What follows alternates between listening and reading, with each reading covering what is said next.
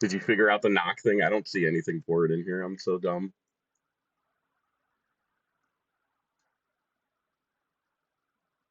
Yeah, I just went live, and I'm looking at Forty's channel. He's live, but I don't see any option for it.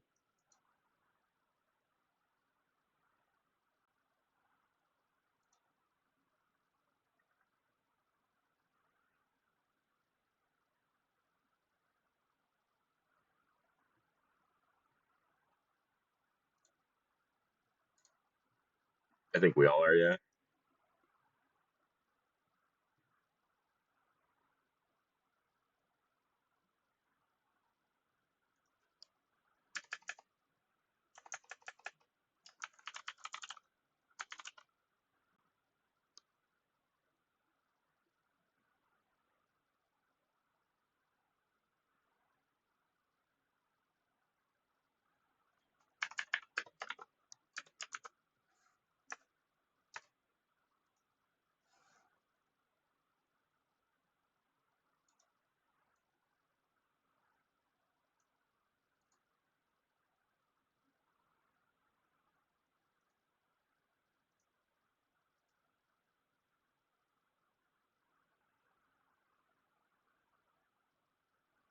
Where do you see this knock thing? I'm sorry, I'm so inept.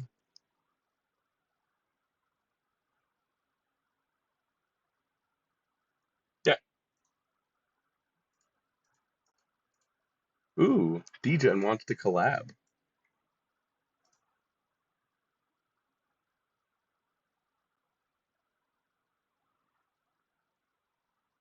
Yeah, yeah, it's good to go.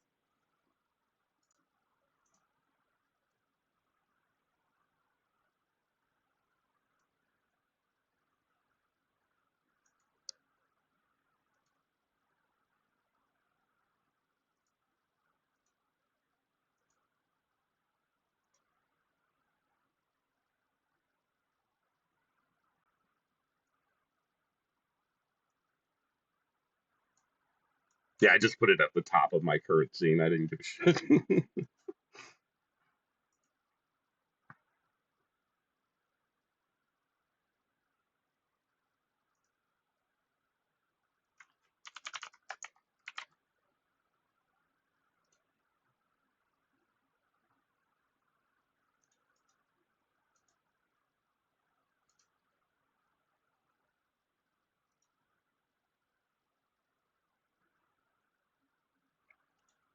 All right, let's fix that. Pretty sure it's coming through my mic. I wouldn't even know you have a dog right now. So, yeah, you're good. There we go. I think we're good. Legendary. All right, 6 boomers versus technology. Who will win? There's only 5 people on the call. Is the 6th boomer your dog? Yeah. Okay. What? I'm actually going to close my door real quick.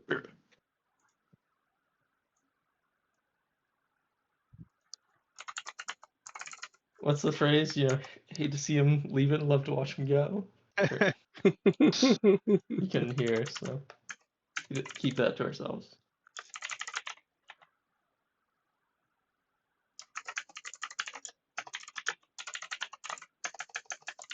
Dude, it's so warm here. Fuck. Okay. Yeah, I know. You can't tell, but I'm fucking sweating bullets today. This is the first time. I'm still sweating. This is the first time I've worn a shirt indoors in like 2 weeks, man. I've just been walking around shirtless. It's way too hot to be wearing clothes, but Waking up at noon and just sweating all day. yeah, pretty much, dude. It's crazy. I have like an actual AC thing that cools here, and then I have like a fan in my room. It's so fucking hot. Like the city is not too bad, but my apartment faces the sun, and like where my PC is, it's like I think it's called like a solarium, so it's like all windows around me. Oh my god. So like yeah, I'm getting beaten up here by the sun. You got to get those reflective strips for your windows. I have like shitty blackout blinds just to cover the one like behind my monitor, just so that I don't get like the glare. But yeah, it don't work for the heat.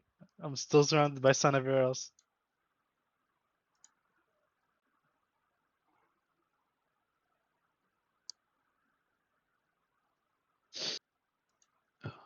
Oh. Asuna, did you get the He's not live. He's Okay. just chilling. No, I'm just chilling. Yeah. Okay. I'm gonna change my picture just for this. Okay, I think we got our topic. Someone just said, "Is Arcane Mage good?" So pour him. You know. Yeah, what is Teeing this it up. meta? No. Topic 1. Yeah, what spec are we playing, guys? Please tell me. That's actually I answer this question at least 20 times a day, but Dude. it's just like chatters. I'm pretty sure that like I know a lot of people who have wanted to stop streaming just because of these people who come into the chat and be like, "Hey, what spec is coming next?" You know, like This is like every WoW streamer who gets this. Like it's so AIDS, bro. insane. It's so AIDS. Corey, Yeah. show talents. Show talents, please. Show talents, Show please. talents. Oh my god, dude. Imagine Dreadnought turns on his stream, like he gets a random guy. Hey, I'm stuck on this quest in Grizzly Hills. He's maybe up to the south though. Man. Fuck. I think my favorite is when someone's streaming like M plus or whatever, and they're asking to like inspect. Can you inspect the Guardian Druid? Can you show their talents? What trinket are they running? I don't know. Ask them. you're like, I almost kicked that guy out of this group, you know?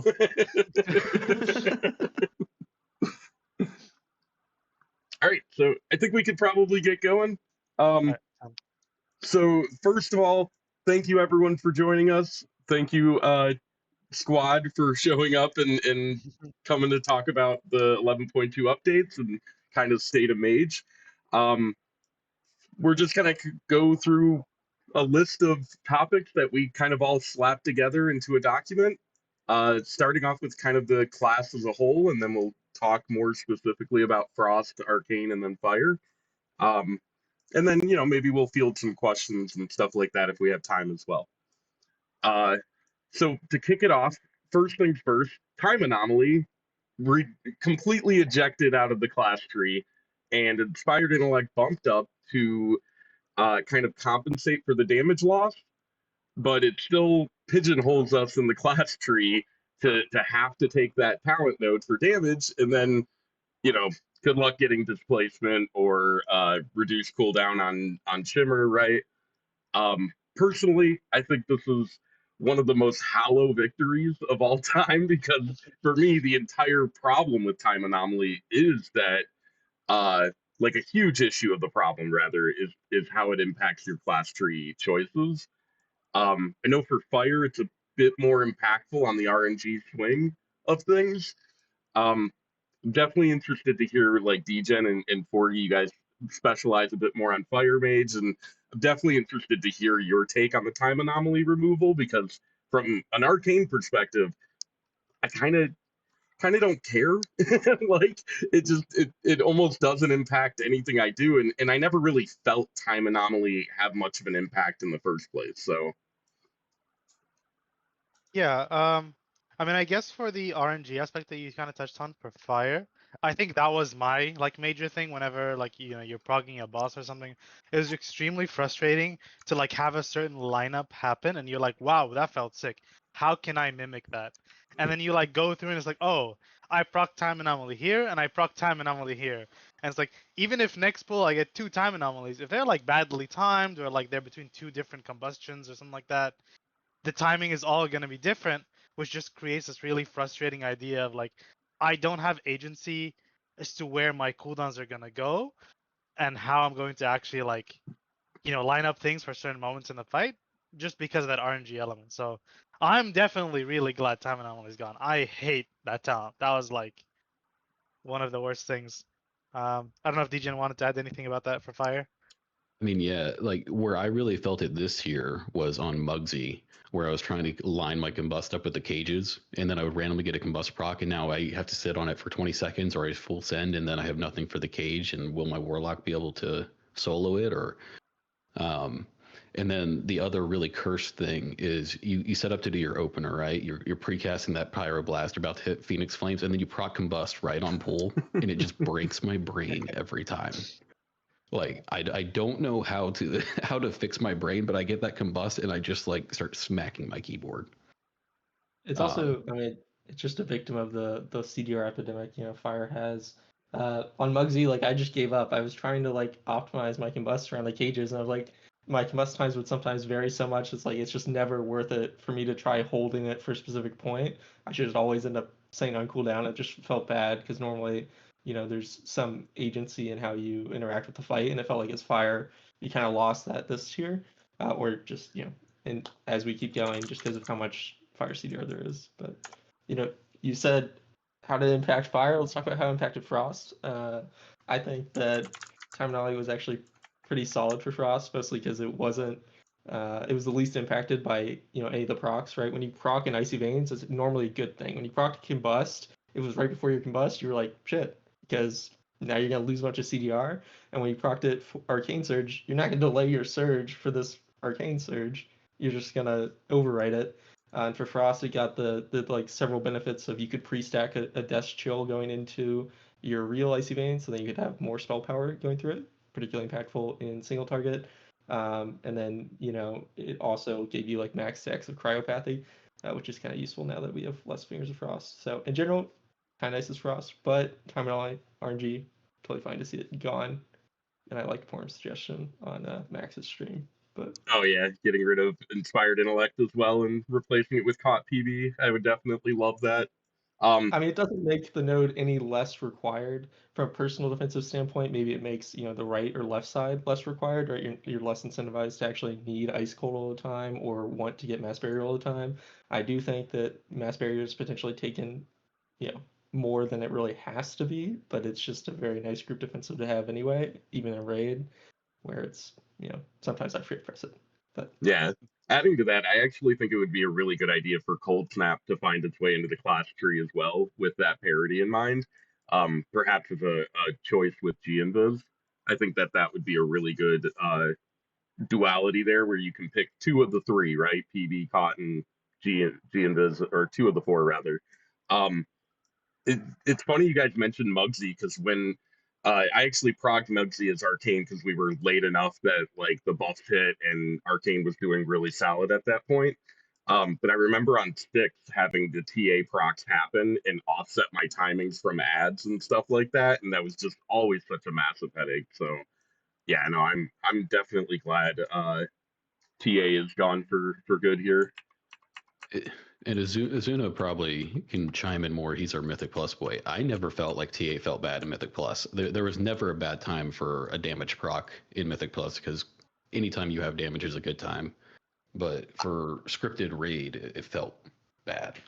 For Frost and Arcane, it kind of just didn't really feel like it did anything. Like the gameplay, it was pretty much unaffected. But for Fire, it sometimes is the difference of just like sending a whole nother combust in a pack, right? And like Fire in Nike is like looking to get like 2 or 3 combusts off a pack. So like sometimes if you do a run, you get 3 combusts in a pack because of this procs, or like sometimes you get 2. It feels kind of frustrating, I think, for Fire at least. But for Arcane, you just proc a random surge, it doesn't really feel like much is going on. But like it's just the whole like just this the CD epidemic that we go back to. Just felt frustrating for sure.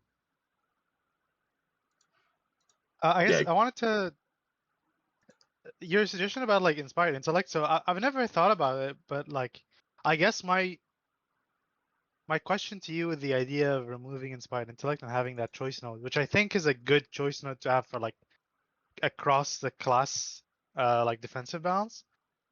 The only issue I have, or like concern, especially from like a Blizzard, like if like a Blizzard dev is like watching or something and they're like, oh, I don't like this.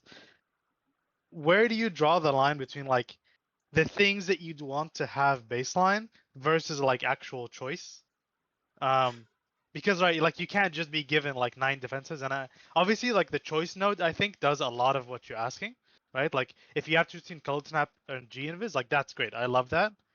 But then if you're adding on like an extra defensive, is Mage getting an extra defensive? Like I think that's like causing riots, right? I could definitely see the Yeah. community responding poorly if they don't, think it through, right? Because really, it would keep the same number of defensive. It would just give us each spec having the option to get the ones they want, right? Um, but in a general sense, Mage is kind of bloated when it comes to defensives, and I that came up on Max's stream yesterday as well, and it was very much like I think most of us would probably be fine losing a defensive, like especially something. Don't take ultimate time. I would I be would take Don't Gene take Viz. overtime. I love Yeah, that I would spell. take Gene Viz. flat out. I would be fine with losing G Invis. I would Yeah, be me too. totally fine with losing it and getting our Invis sprint back because that was something that I loved about early Dragonflight, and G Invis replacing Invis totally killed it, right? Was the conduit in Shadowlands stronger than the talent? I swear it scaled more than the talent we got. Because I just I remember think using honestly, I it don't remember. The conduit was for sure better, as far yeah. as I remember. I mean, even so, I played some Warlock yesterday because that's my split alt, and I know 40 has later in here like reactive versus proactive defensives, and I would like press whatever their strongest defensive is, Dark Resolve or whatever, and I would still die because I pressed it a little late, and that's like Mage brain because Mage defensives, even though they're proactive, are so strong that you can press it late if you're still going to take a large damage win and live. Like G-Invis being 60% still is honestly pretty insane. So if there was ever a nerf to it, removing G-Invis or just like gutting its damage reduction a little bit to like 30 or less would probably be like the most fair way to go about it. Because again, we don't really have as many passive defensives. But honestly, yeah, we just have a lot of strong, large damage reductions. So I'm not like complaining. Mage as a whole, we have so many defensives. And one of my biggest gripes with the current design is that we have throughput nodes in our class tree. Like even like the little itty bitty guys, 2% haste, 2% crit, but then like shifting power, inspired intellect. I feel like all of our power should come from our spec tree, not the class tree, and the class tree should just be utility. And I think it would be a really good opportunity to kind of spread out our defensives throughout that class tree and make us make those choices. Where we're not choosing damage, we're choosing how to live or how we want to live, or CC or whatever else. I'm sure a lot of people would be happy if shifting power was only part of one spec instead of all three. I think Which most spec? of us, yeah, that's the question: is who gets cursed with it, right? I think I in like it, Gunfire, and that's not because I don't really play Fire that much, but just say. it fits more with Fire's toolkit, right? It's CDR on top of more CDR, which has kind of been Fire's thing for a couple of expansions. Though I honestly I think it fits Arcane better. I think the timing adjustments that it does between your big and mini has always been super interesting in raids, especially on fights. I've gone back to this a few times over the years, but Dathea was a really interesting one because you did your opener and you could just sit on shifting and do the draw and suck and not even have to worry about ice blows or anything and drop your rune of power after, right? And that was kind of nice. And then shifting after that and still have your CDs up for the platform after.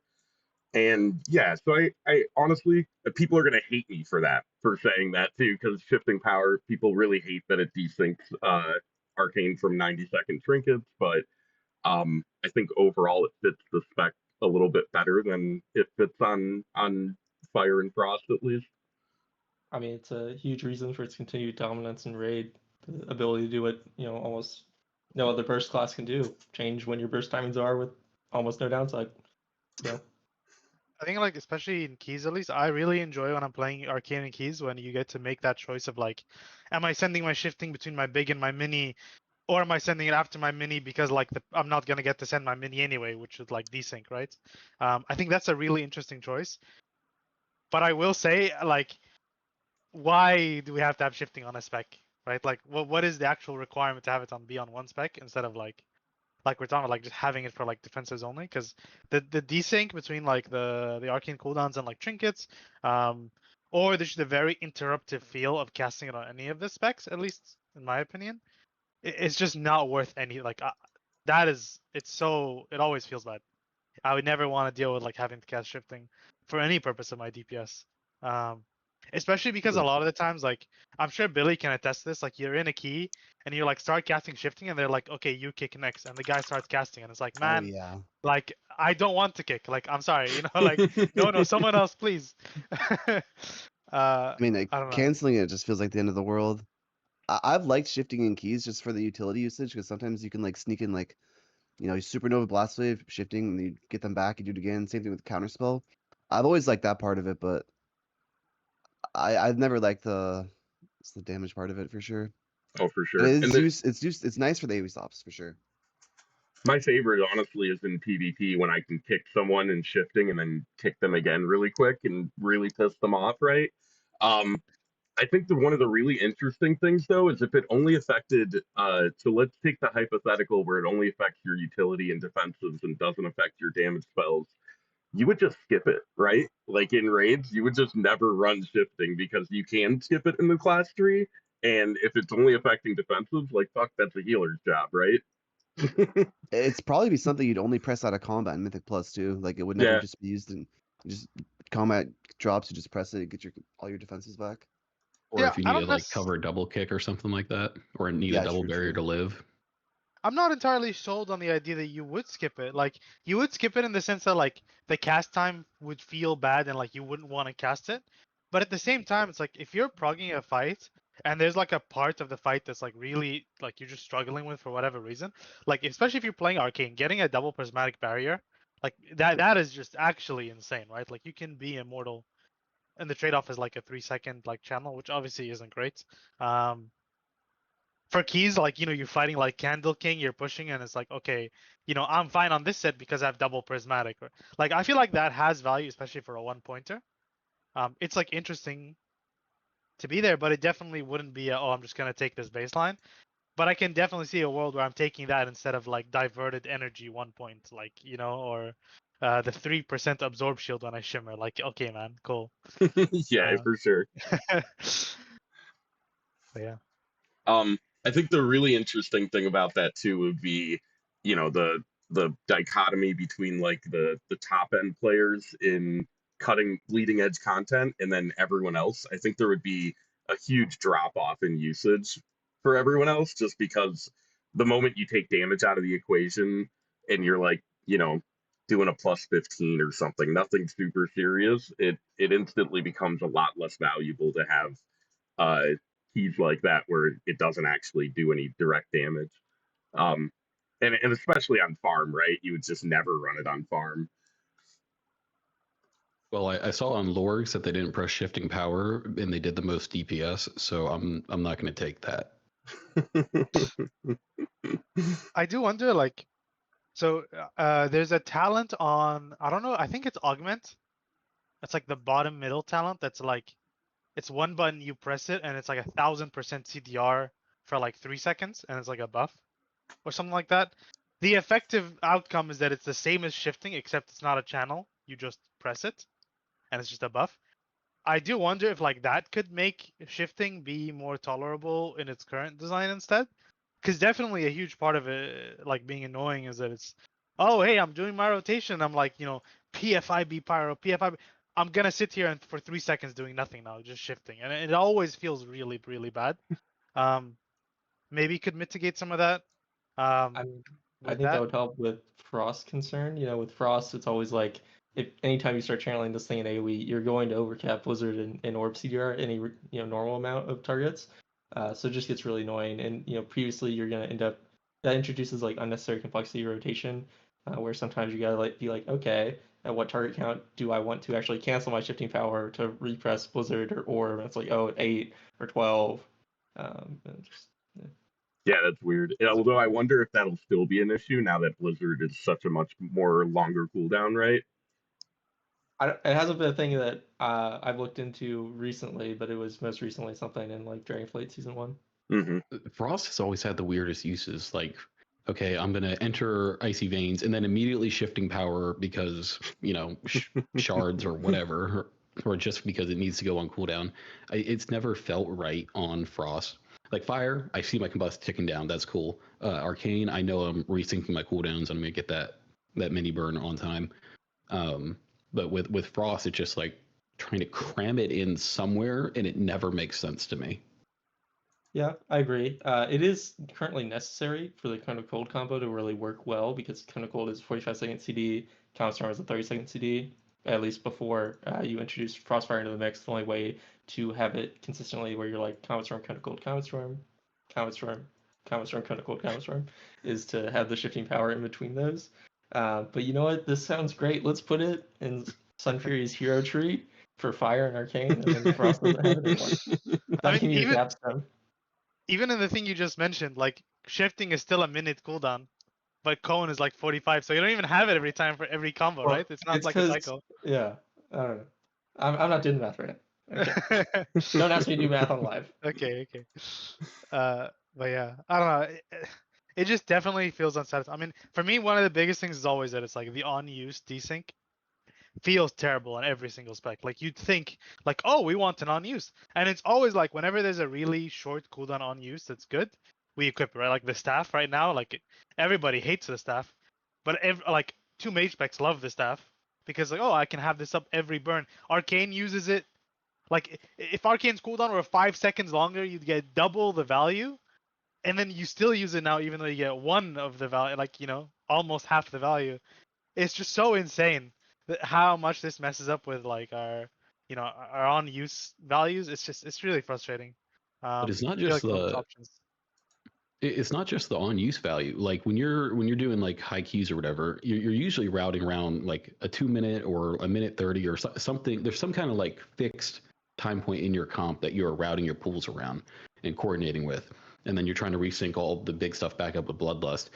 And all of the mage specs right now are really in this awkward point where you have to like do like a minor delay or send early so that you have it up for these big pools. For Fire, it doesn't matter because you're always in Combust, and Frost is a little bit more flexible with that. But with Arcane, it can be really clunky to try to align up with these big giga pools. Yeah, that definitely was Arcane a big hinder. actually, Sorry, go ahead.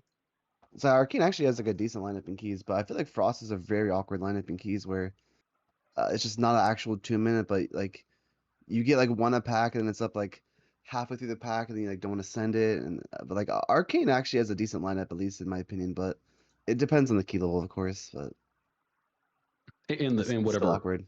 flavor of the month comp it is, like a DK Yeah. is what, like a minute 30 class right now.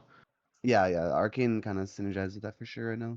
That's what I was going to reference as well, was back in Dragonflight towards the end of it with Og Shadow Priest meta, where it was like, if you didn't line up with PI and Breath, you were just not invited, right, into those high keys. And so Yeah. Arcane was and Frost were struggling a bit more there than Fire, which had a bit more flexibility around CDs, right? Yeah, I mean, especially because I think that patch we were playing like SKB. If you played Fire and it's just like, okay, I just have damage all the time. Whenever you pop Breath, I'm good. Like I'm there. Mm-hmm. I think part of the boon for mages so far, though, in keys has been that like oftentimes our meta spec is one that, like Billy was saying, at the highest level of keys especially, you just have a cooldown always, right? Like you walk into every pack, you know your mage is gonna do a minimum amount of damage. Whereas Frost, that's definitely not the case with their minute 50. So it's like, my veins comes up, the pack is 40%. Like, do I send here? You don't even have like a mini. Like with Arcane, a lot of times you're like, do I send a mini here? It's like, yeah, I can get off with a mini, Maybe I can even shifting last minute, like if I need to get my big back for the next pack. We just You need to have bring back choices. Rune of Power, right? Yes, do it. Yeah. But yeah, Frost just does not have anything like that, which makes it really awkward. I don't know what the solution is. I gotta be honest, like this whole like Icy Veins being a real cooldown, but like also not is very awkward for keys. I don't know. Maybe it's for later, but yeah. I would like to love see. Sorry, you Go go. ahead, Billy. No, you, Billy. I was just saying, I'd like to see I would love to see Frost Icy Veins feel a bit stronger, but like remove shifting power from the CDR part of it, because I would like to have a 2 minute trinket, like for example, like the Priory trinket. I wish it synced up, or there's probably other trinkets I could be example of, but I really wish One that next year. yeah, they exactly like I forget what it's called, like Is that the Forge? the one that like Yeah. hurts yourself, right? Like Forge Weaver. I was Yeah. using it in keys on PTR, and it was just like sometimes I was just sending it like out of cooldowns, and I was just like, this just feels so like unnatural to me. I would love to see Frost become that minute spec and then compress IV down to like 15, 20 seconds, like kind of tighten in the damage, but like hit it on like a fixed minute. Because right now all our specs are kind of like drifting together, where we all kind of have the same damage pattern, except for fire, which we'll get into that later.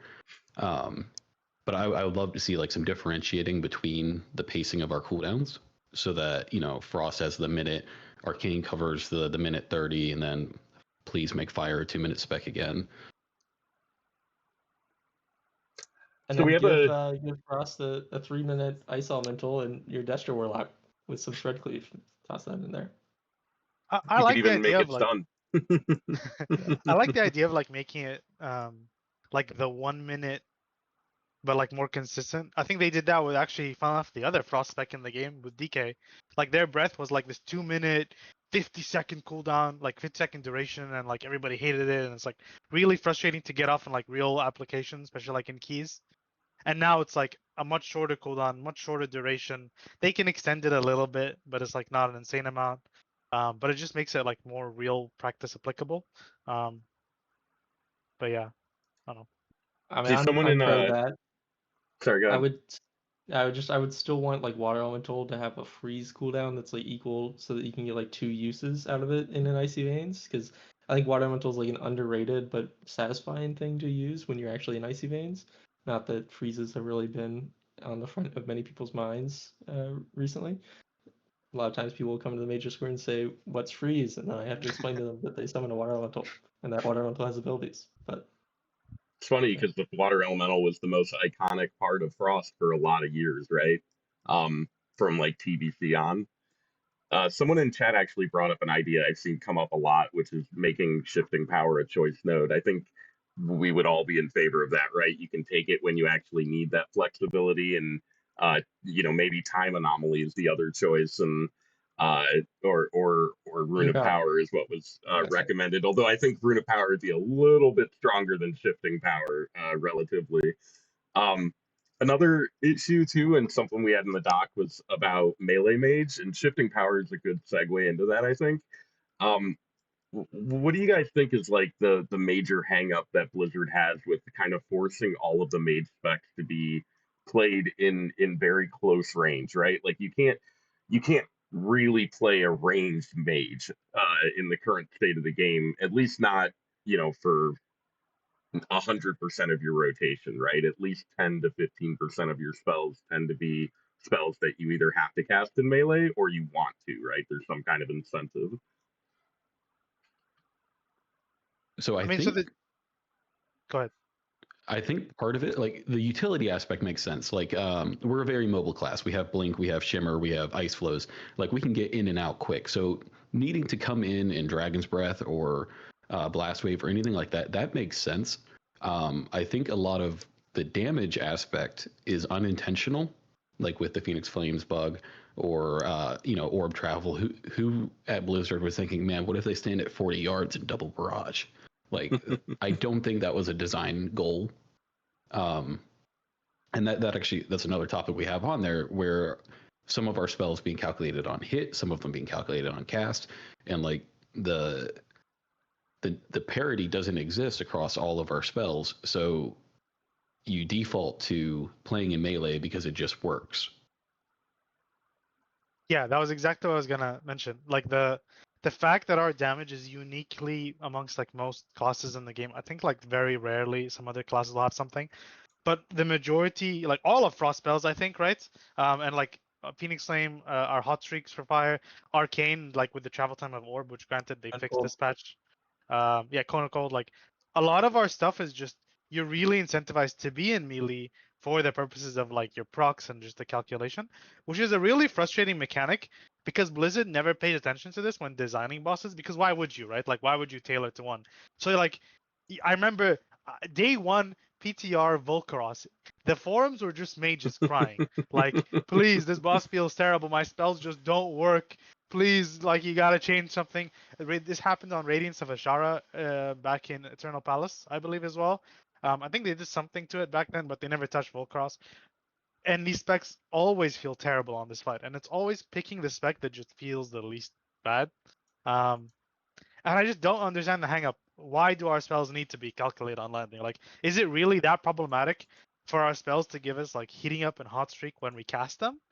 Like we have that actually with Flame Strike, right? Where like Flame Strike's hot streak is not technically inherent on whether the spell crits or not, but it's like a % chance to grant it based on your crit.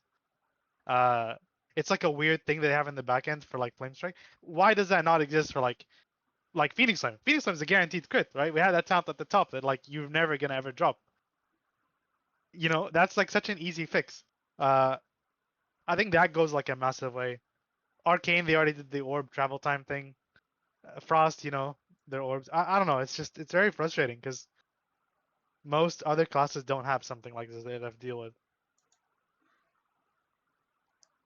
Absolutely. Frost actually gets massively punished in keys too. When sometimes there'll be a strategy we got to stand like 40 yards away or something where you guys stand like some weird snap spot, and like if you're Frost and you press orb, it's probably gonna not be in the ideal spot. So like, or you gotta like alter jump down conical alter. Like, it's just like so it's just awkward just for Frost. Like it's probably like that in like Halls and Fusion last expansion or like Braconite. Like I've seen this so much, but like Fire and Arcane usually get it better, but like I think Frost is super punished by this. I wish Yeah. they And would it's have the like the same. a I would PvP orb would just be so nice.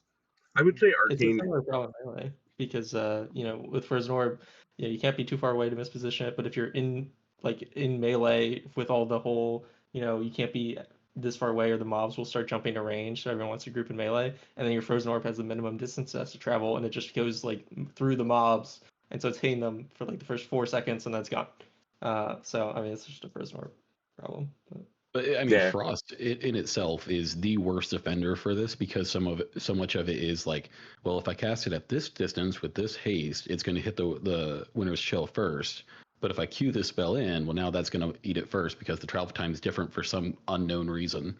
So, like Fire, you definitely notice it because of the Phoenix Flame bug and how awful that feels relative to like pressing IB. But Frost, the entire kit is just fighting itself. It's all Winter's Chill, right? If you make everything function with Fingers of Frost, it works perfectly fine because the issues are just right. I mean, you said it, the landing with Winter's Chill, but Winter's Chill, wasn't made to like solve like precast or anything. It was made for passive effects for AoE shattering and stuff. So then you put everything back on Fingers of Frost like it kind of was before Winter's Chill, and that's a relatively smooth transition for like your single target rotation. But then you need to solve like the AoE problem, which honestly probably isn't too hard if you just make it where consuming Winter's Chill allows you, like gives you buff that shatters the next X amount of passive ticks of something, icicles, frostfire infusion, blizzard, or something like that. But either way, you're gonna end up in like a worse case of you're not able to shatter as many passive effects.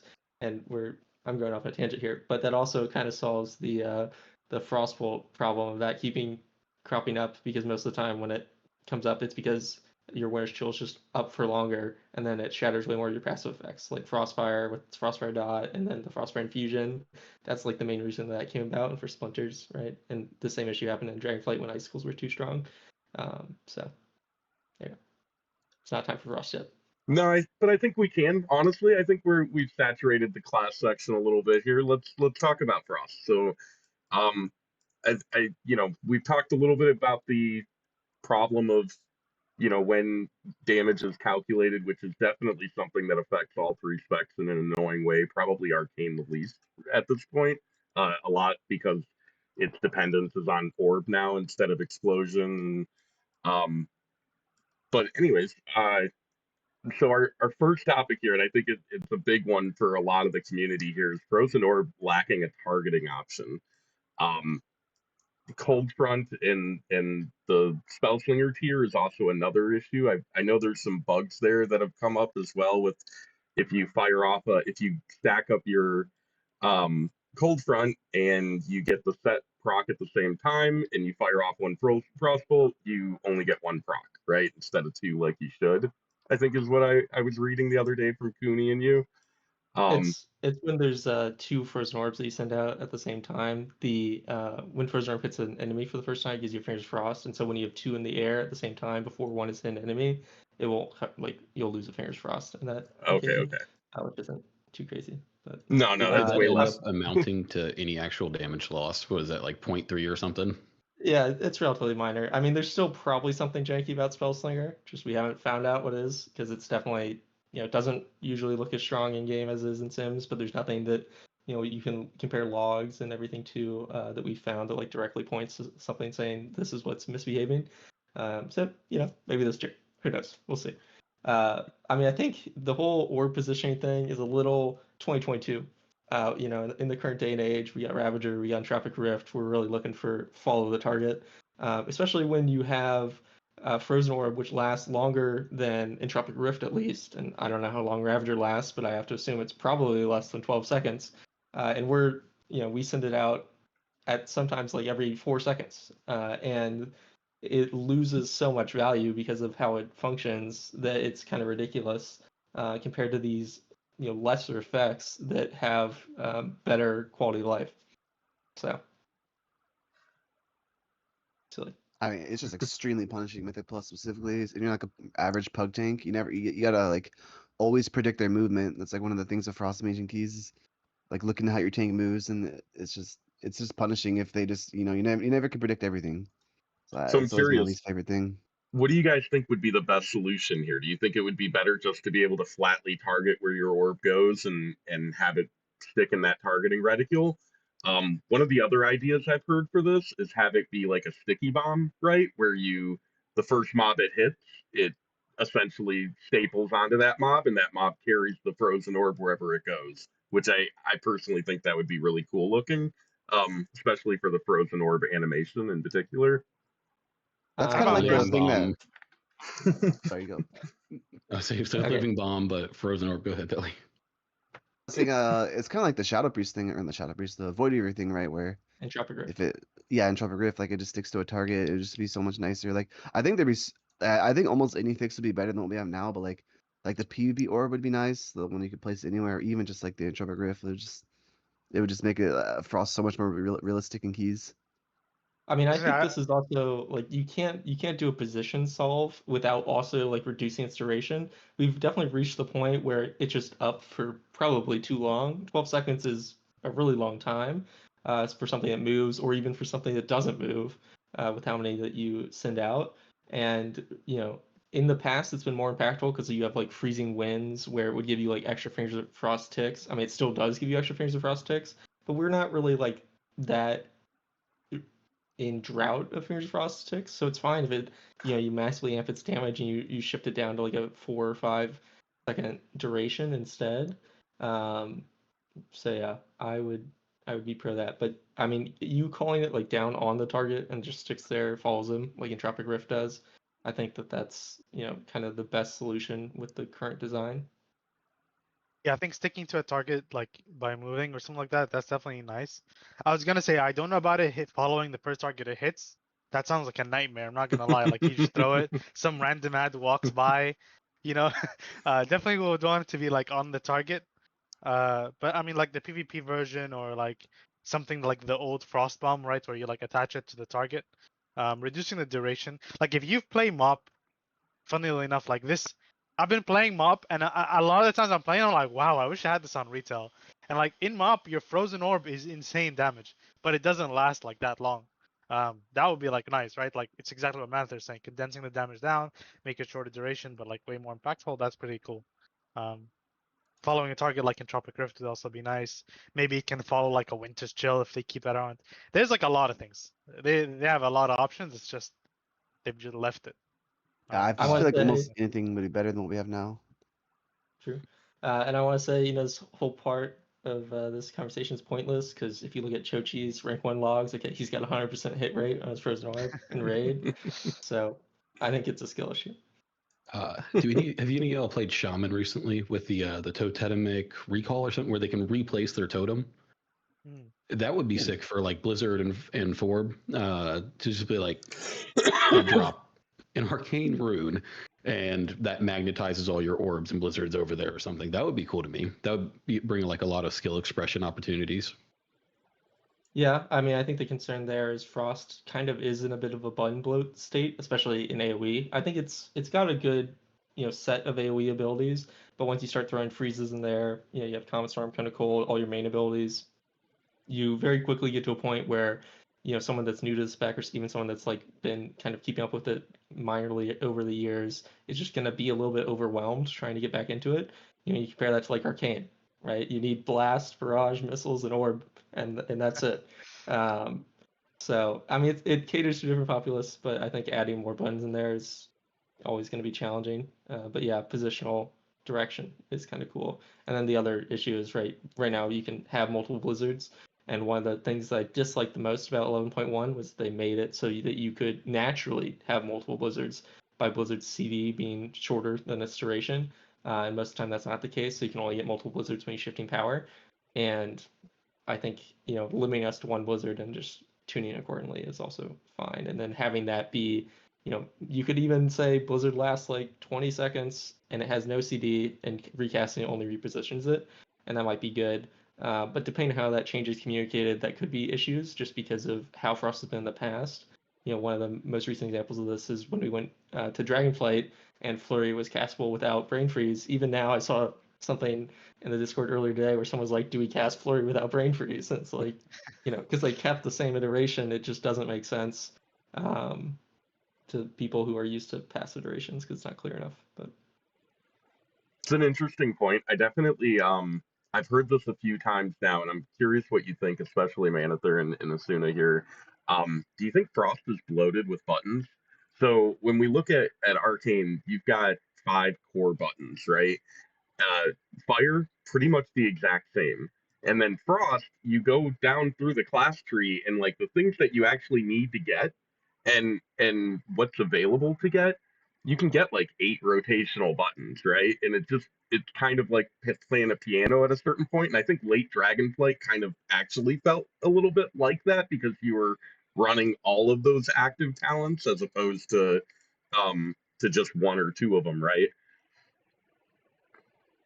I feel I like Frost has just so many different freezes. I feel like they should somehow make just like one freeze button. I don't know, like maybe just your Frost Nova just turns into Ice Nova baseline or something, and you don't really have like an Elemental Nova because like there's just so many different freezes you got going on. Plus like the base rotation buttons just seem so much.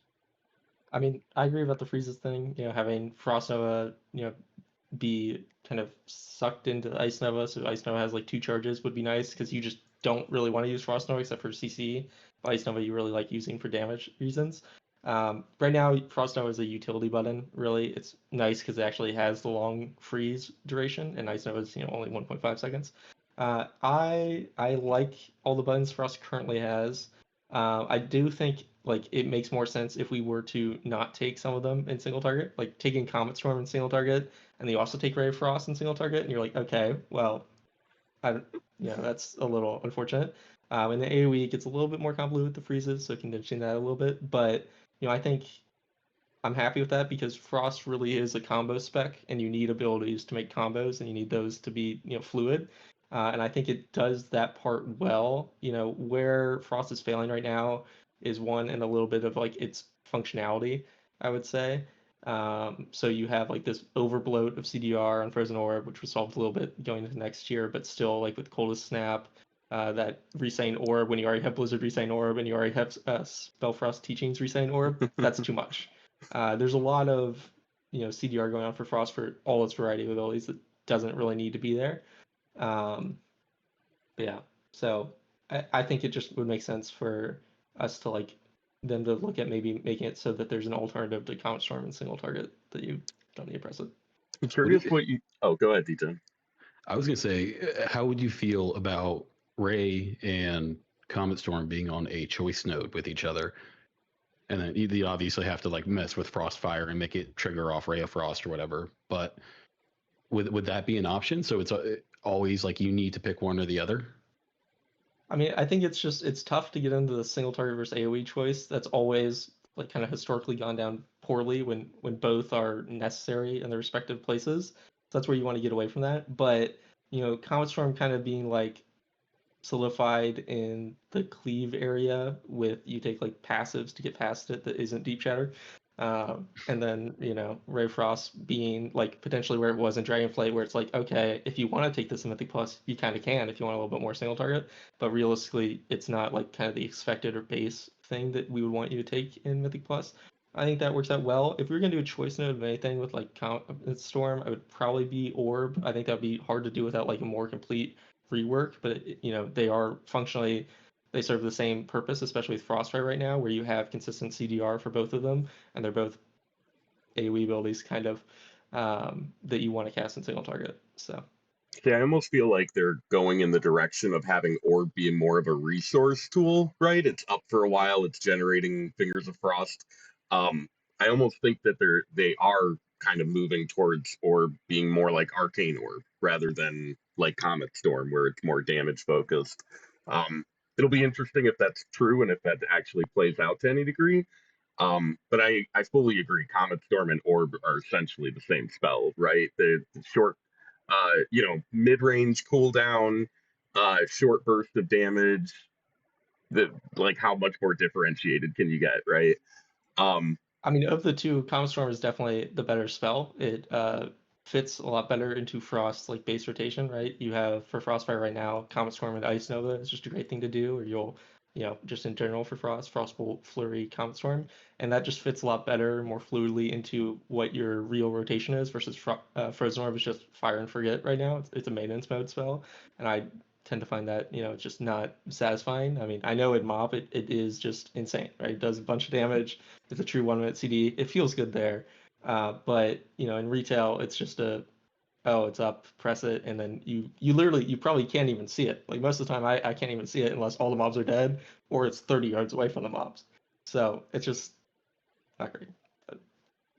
I will say, I think the idea of like making them a choice node like Orb and Comet Storm is a very organic way or like natural idea based off of our hero talents, right? Like even right now, Frostfire doesn't cast Orb, and Spellslinger doesn't cast Comet Storm, and the other one is the identity of the hero tree. So I feel like that is actually a very like intuitive or like natural design for them to go for. I will push back on one thing. I am an Orb enjoyer. While Orb has like a lot of issues, I do like the idea of like when I'm playing a boss and I have like 4 orbs out and I'm getting Fingers of Frostbox, especially with like Spellslinger. I do like the idea of like, oh, I'm just getting Ice Lance. That feels nice to me. I enjoy that, and like seeing the orbs in front of me, it's like dopamine, right?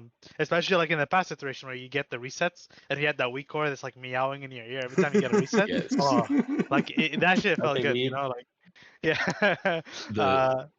The season 1 Gamba Frost build was the most fun I've had on Frost since like Burning Crusade. Like mine was just a ding, so it was like pulling the slot machine every pull, just ding ding ding ding ding. I got like one pull on Kai Vezzer or something where I just had permanent orbs. It was so beautiful. But I'm mainly like a fire or some arcane player, which very few buttons. Fire, they're very fast buttons, but there's very few of them. And it comes down to like the decision of which one you're going to press. So when I swap to Frost, I do kind of enjoy the piano aspect of it, like having all these like different options to press and trying to decide which one is the correct option. And I do enjoy that. But like Azuna was saying, the freezes, if everything functioned the same way Pet Freeze worked, Frost would be goated. Like if I had an OG CD like range freeze on demand, I would love it. Yeah, I think one of the things I really like about Comet Storm in particular over Orb, when we talk about that discussion there, to disagree a bit with Forty here, I do love Orb. I love it when you have the Spell Slinger and you've got 4 orbs lined up in front of you. That shit's great. But I really like that Comet Storm actually feels like a Shatter combo, right? It feels like it's leveraging the basics of the spec that you learn when you are leveling up, right? It's like the stuff that's bread and butter there. And Orb, just to Manather's point, right? It's just kind of too long for that to feel like a Shatter. But it does look really cool when you have a bunch of them.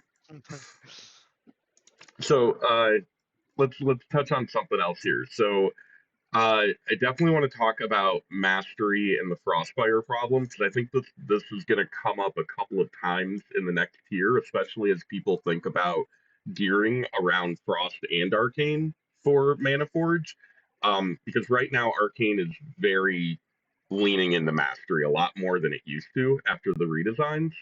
And I think Frost, you've got one spell tree that is very mastery friendly, and then you've got one that is not doesn't really want it at all, right?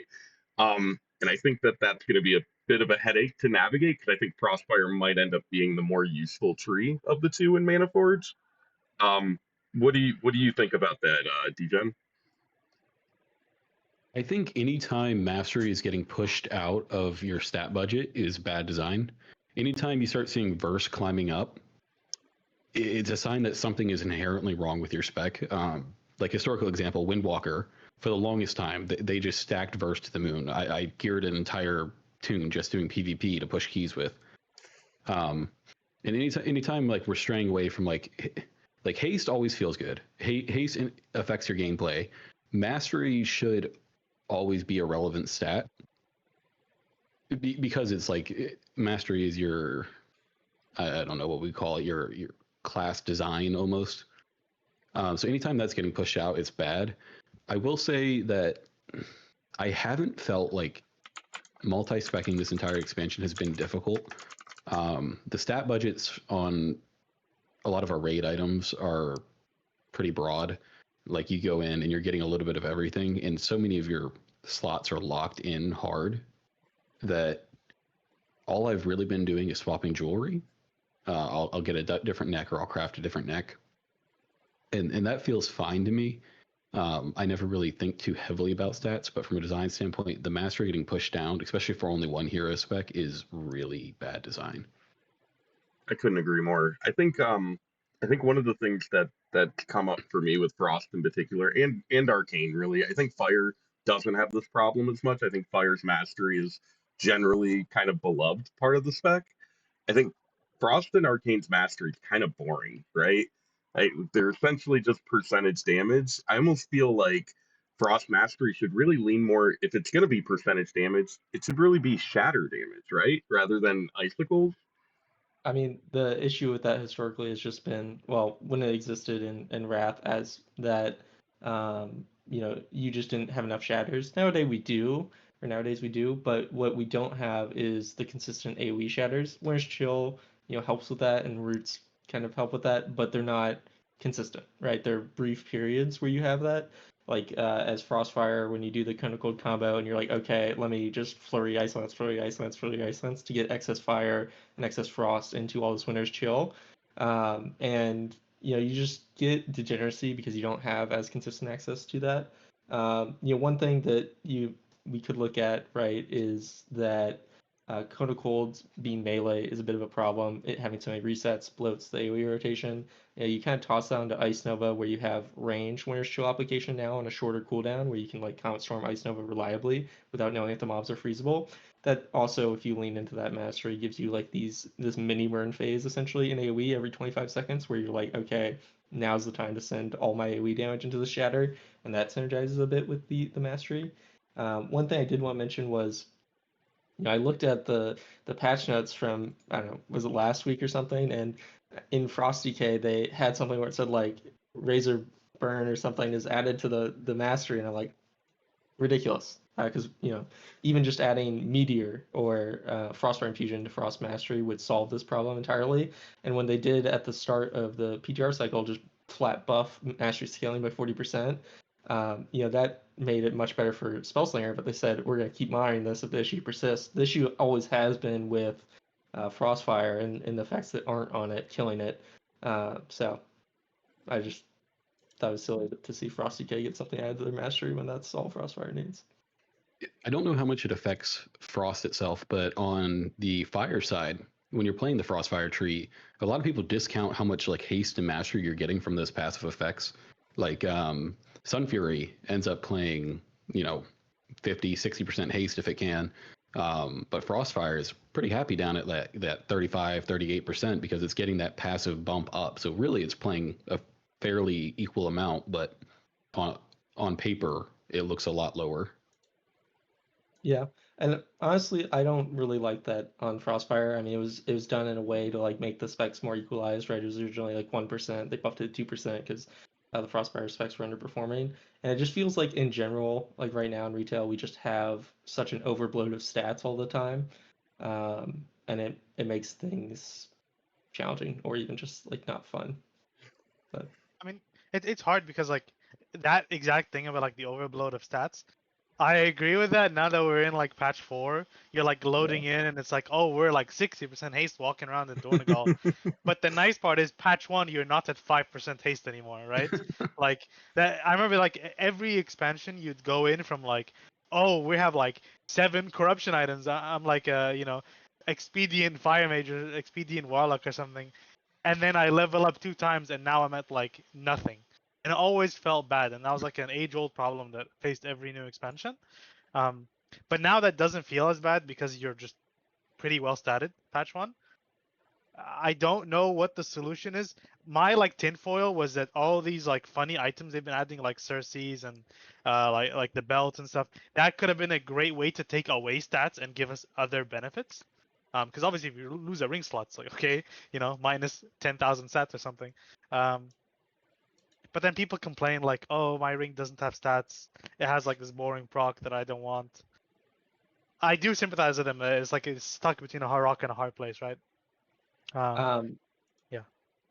okay. Well, I wanted to move us on to a different topic. Was I had By all put means. in here about we talked a little bit about defensives earlier, and one thing that I think is currently missing really is like more a reason for each of the spec barriers.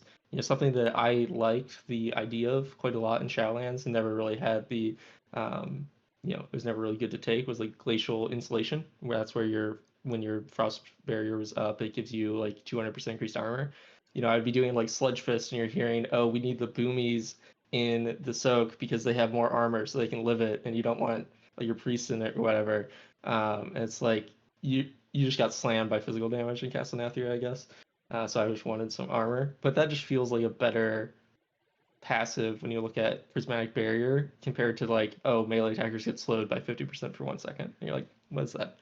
Frost also has its like 4% bigger barrier, and that's pretty strong. It's not nothing. And then Mop definitely brings up a lot of things to talk about, and one of those is when I was looking at Cold Snap and Mop that no one takes because on the the talent node with Cauterize and G-Invis. But it also gives you 30% max HP when you use it. It's like a mini Healthstone, and I think that would help Frost, higher than average death rate currently, right? It's to use its spec defensive, you need 2 different presses, and a lot of times people are doing that reactively instead of proactive, like they probably should be, just because of how mage defensives work. So it being like a little mini Healthstone, like it has been, would save those people from dying. But does Mage really need more defensives? I don't know. Personally, I really liked what Legion did with barriers, where Fire Mage got physical DR, Arcane got magic DR, Frost got a bigger barrier, and it was like 20% back then bigger, I think, if I remember right. And it was a little bit more measured against the DR, right? But it was cool that like each barrier had some sufficiently, you know, something comparable, right? As it stands today, it's really just prismatic barriers better than the other two very flatly, right? Um, the frost defensive parity is definitely a problem, and you see that in death statistics almost every tier as well, right? Like it's definitely not it's not like some imaginary thing. Like frost mage is definitely the least defensive spec, especially if damage is surprising you. Caught tends to be a lot better. If damage is planned, prismatic barrier tends to be a lot better, and Frost just doesn't have anything that's really better other than you can double immune, which is useful, one encounter and expansion, right? And I hate to say, like, especially when you take Ice Cold, hypothermia just should not work. But it's sticking around is just old. You don't need that, and it limits Cold Snap's usage a bit. I do think that a bit of the higher death rate is because Frost tends to be kind of the larger sample size, more casual player spec most tiers. This tier that wasn't really true, especially from the beginning to the middle. It was definitely a lot of the casual players were flocking to Fire, and so if you actually looked at the death statistics, then Fire was actually really low. So it's a bit of the general mage populace bringing it down, but Frost was still down there too. So But Yeah, those I- death statistics They hold true up into a pretty high percentile. Like eventually, you get to the rank 1 players and they know how to not die. But even up into like the 80, 90 percentile, you still see Frost dying a lot more than you do a Fire or an Arcane Mage. And going back to just like the base barrier difference, the difference between, Porum pressing Mass Barrier as an Arcane Mage and me doing it as a Fire Mage is insane. Because all your teammates are getting that, 25% DR? Like in a key, that's absolutely wild. On Kaiveza, I mean, it was literally night and day playing Arcane or another spec early into Prague before they started nerfing it. It was like, it went from, oh, okay, I just press barrier when I'm getting whatever the dash was on you, to, holy shit, I'm pressing Ice Block if I'm playing another spec, which you did not want to do. So There's Yeah, actually a boss in Mythic Plus last expansion, Tulsar, where like you would play Fire the whole key and then like swap Arcane just for last boss, just because it the group DR was just you lived one like entire mechanic. Like as Yeah, you the Yeah, it stand, was same, your teammates Yasma need to or press a single whatever, right? button. Yeah, Yep. it was super OP for that. Like mages would just do that just for that. And I even was like, gonna. good for you. So I was gonna. This is kind of like. It begs the question: do people actually like barrier? Like I'm not a fan of any of the barriers. I feel like I don't like the oh, I have to press a global cooldown every 20 seconds to like maintain a level of defensiveness, like a baseline level of defensiveness relative to like other specs. When like these other specs just have like, oh, okay, off global cooldown fade, like 10% DR, like Frenzied I'm gonna regen, auto procking, and shit like right, that, right? Yeah. like AMS off global cooldown once again. Short, like why does Mage have to have an on global cooldown mid defensive other than Arcane? It almost feels like it shouldn't be that like Arcane needs to be nerfed and like the other ones need to be buffed. I would rather just trade the barrier for something else.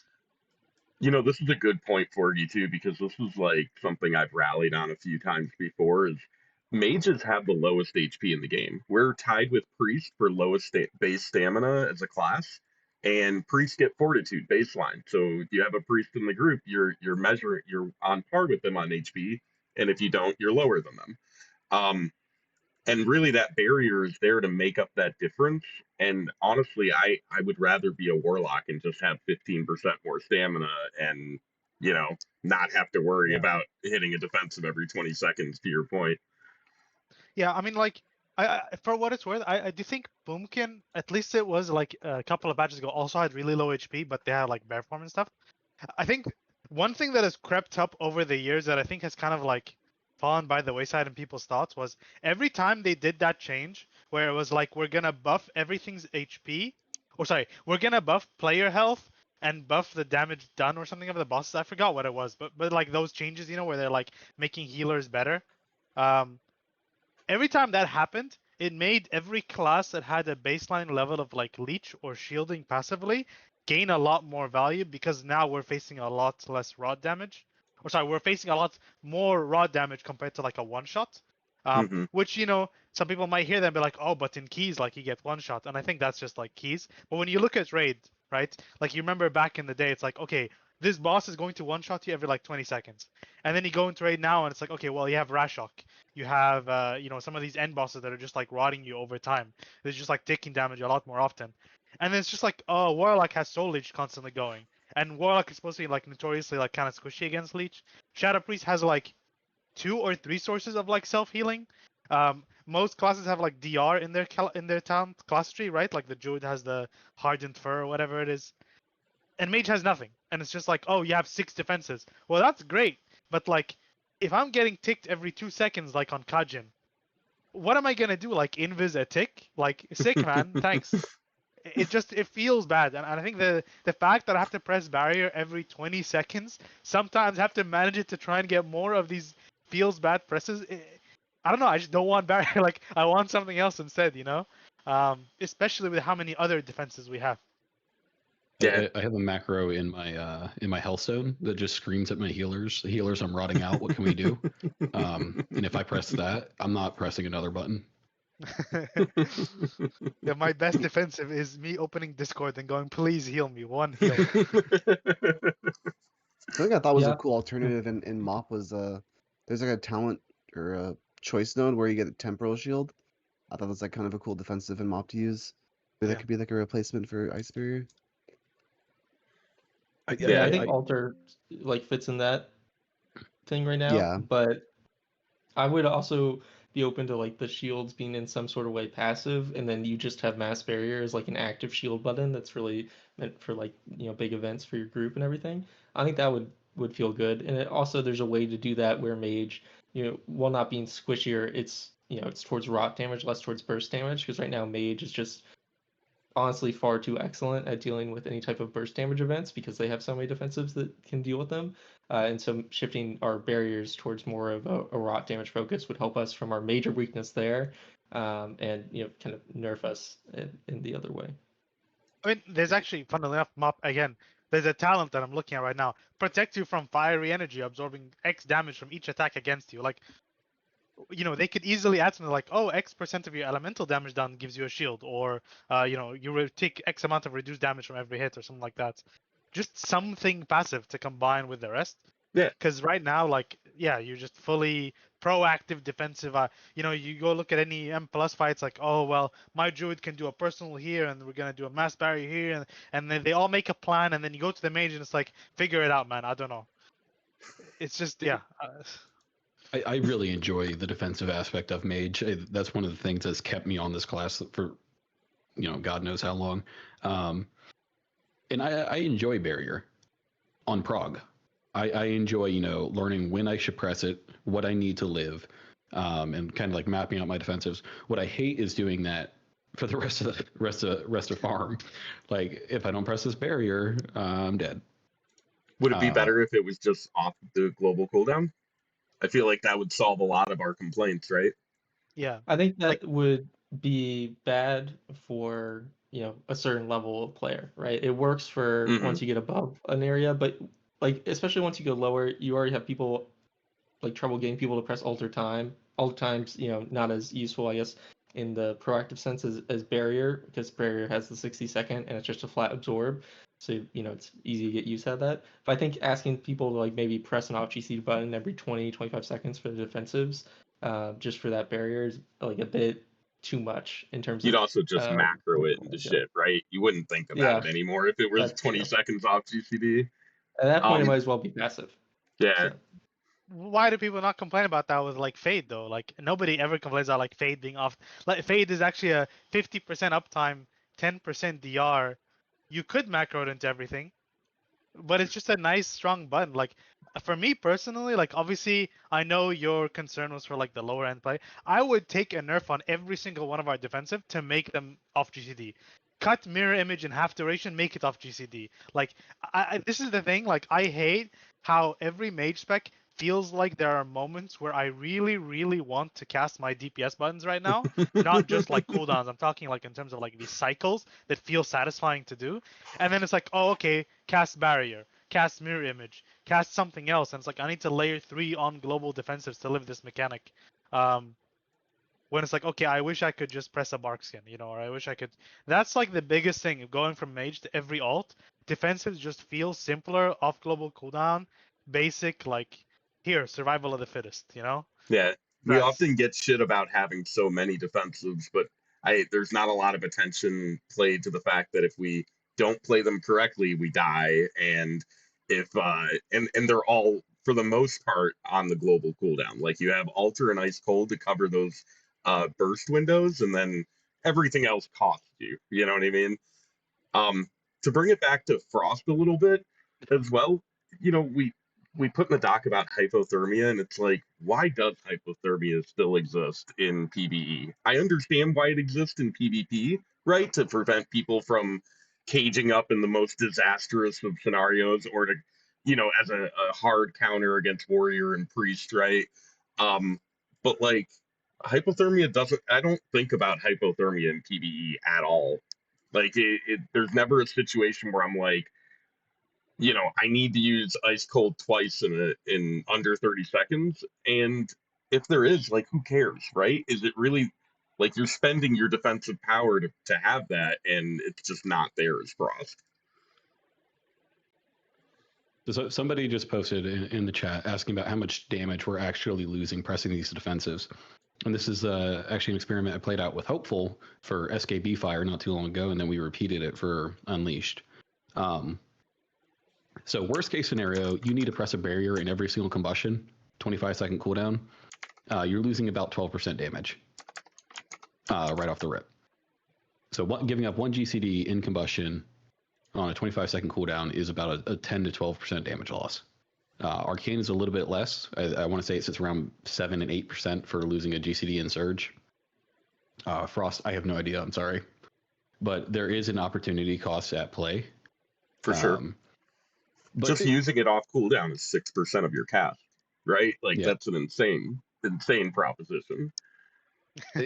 I've never felt this tax really in raid. Like there's been a few fights like, you know, Kai'Veza where you really have to commit to the defensive play. Where I feel it more, and I'm sure Forky and Zuna who have really pushed those higher keys, when you get into those live or die keys where if you do not press this barrier, you are getting one shot. There is no if, and, or but around it. Especially when you're playing these CDR driven specs where you need your combustion back up for this next pack or, you know, whatever. That's where I feel like the defensive gameplay really gets punishing. Especially like when you weave it in with like stops, right? Like you go into a key, you're facing a strong pack, and it's like, okay, Mage triple stop. Okay, Supernova, Barrier, Mass Volley, you know, Blast Wave, I have to pop something else now. And it's like, well, my cooldown is gone, man. Like, let me breathe, please. It's just so frustrating. Like, that everything is on global, he's just facing this issue. I don't know, yeah. It's just, yeah. Can I side note this into the stops change they made? Because they keep saying like, oh, we're so happy with it, but you need more stops. You need more stops than you needed before because it doesn't stop the cast. You have to chain them. So you literally need more coordination and more stops than you did before they did. It should just go on CD when you stop it for like 30 seconds, and then you don't need 7 stops every pack. So, sorry, it's just I hate that. To be I don't fair, think anyone likes that change. Yeah, I was gonna say, to be fair, from their perspective, it is definitely a thing of like the idea of the recasting means that the stop has less value, which means for medium to low keys, people will just not stop them. And I think that's what they're targeting. They're not targeting the high end, right? Because for the high end, you will just figure it out, like people have, regrettably. But like if you go into a low key, you're trying to make something, like you're trying to design a dungeon. If any cast the mob does can just be stopped by some random guy's CC, it's like, okay, well, now we have to do a lot of these deadly casts. Otherwise, the pack does nothing. I think that's the rationale for what it's worth. Obviously, if you do high keys, then you hate that, but yeah. Yeah, I just feel like there's got to be a better middle ground. You know, when I go into Mechagon Workshop for the first time with some high level key, and we get to the goop people, and they're like, "Don't let it cast, don't let it cast." It's just I don't like that, but that's okay. I saw it a lot. Go ahead.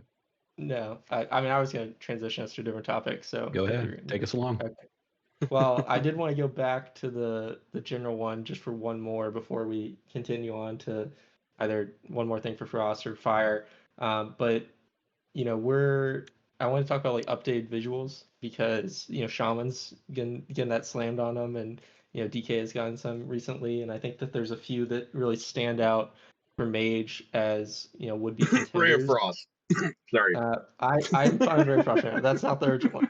So I would say, I mean, Dejan's also talked about this quite a lot, but like G Pyro, if you tack that onto a Pyroclasm SKB thing, that's going to get people a lot more excited about hardcasting the ability than just shooting out literally a normal looking Pyroblast. It's such like an amazing natural way to use the greater Pyroblast animation. It's ridiculous, honestly, that it hasn't come up as an idea for them. And then I think Arcane, while it has really good visuals, kind of suffers a little bit. Like I think Arcane Blast, obviously, that's a contender. But I also think Arcane Barrage needs a little bit of modernization. You know, it's got a decent visual, and it was definitely strong, you know, through Wrath for what it looked like. But I feel like there's a way to make it just such an amazing looking spell that would more match, you know, everything else that Arcane has with Arcane Orb and Splinters that just look great. So. And then obviously for Frost, you got like kind of cold Ice Nova. I would also argue that Frostbolt, Ice Lance, and Flurry all look exactly the same. So It's crazy yeah. too because they just redid a ton of these visuals in Legion. It wasn't that long ago that like Arcane Barrage, Ice Nova, all these spells got touched on. Um, Honestly, I think the biggest issue with like Arcane's animations, since you brought that up, is really just size. Like a lot of them are just visually too small to differentiate from other shit going on your screen. Like the barrage bolts, I swear to God, they've gotten 10% smaller every expansion. And it's not that, right? It's just that there's other shit going on that like you just can't even differentiate barrage and missiles from splinters half the time, and there's just like a kind of vomiting of pink at your target a little bit at times. Um, but yeah, no, I couldn't agree more that our barrier, especially ice barrier, I think is probably the biggest offender in this category. And it had the thing in Ruby Light Pulse. They had an updated Yeah, ice barrier animation that they could just use, and it looks more similar to like Prismatic Barrier than I the mean, current one looks. half the Really, Jaina spells from the bod fight could be that's used true. for Frost Mage, and that would be a huge improvement too. Or Khadgar and Jaina spells that they used in the open world for Arcane. Like they Yeah, did some amazing visual animations in Battle for Azeroth that they just left on the ground, right? yeah. And I mean, to be fair, like I think the mage in general does have like some very good standouts. Like I think Meteor looks great, Glacial Spike, especially mostly when you have the collection thing as well, because for Frostfire Fire it doesn't look too great. But when you have the little bit of delay added onto it, that looks great. Comet Storm, great. Ray Frost, no, sorry.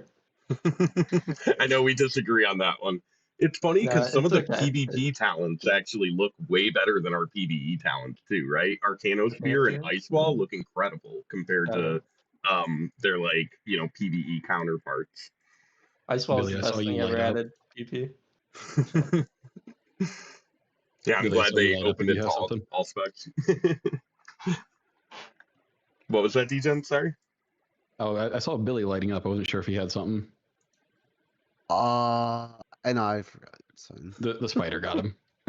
Actually, okay, I was gonna ask. I actually have never seen this updated visual on the ice barrier. Like, I actually, I'm curious which one that is talking about because I remember it for some It's like reason. But it's a very neon, like light blue looking okay, shield. okay. It almost looks like a prismatic barrier more than it looks like ice barrier in some way, but Is it's it like like jet on the yeah. blue. first boss? I don't actually It's No, on it's the remember. trash there's mobs, right? Oh, the the shield trash that you mob spell steal. Yeah. that Okay, Yes. you okay. Yep. kicked. Yeah, you had to I'm kick. remembering it now. Okay. I mean, this one It we have right now is the same one as Burning Crusade, so it could definitely. it's no, it's the same one as classic. So Yeah, yeah. Like, just like kind of cult. grand scheme, like visuals aren't that important. Like gameplay obviously comes first, but monkey brain activate when you see giant meatball going at a target. Like, oh, hold on, my cat is pressing buttons. Okay. When you see like a giant pyro, or you see, the Aether attunement missiles like spreading out against 6 mobs, like that makes the button feel good to press. Just because neuron activate, shiny button look cool. And like a lot of the time, I don't even notice like I have visuals turned down, obviously. I don't even see my pyros. My rogue complains about it, but I never see them. I would just love for a little bit more meat on our stuff, especially like Arcane Blast. If you guys ever rode the spell tome from doing the Mage Tower, that he does like the little channel thing, that would look sick. Yeah. I've always thought Yeah, I Arcane mean, Blast should just be the cannons from the Jaina cinematic in BFA where she has the ghost ship, because those look pretty cool. getting shout out.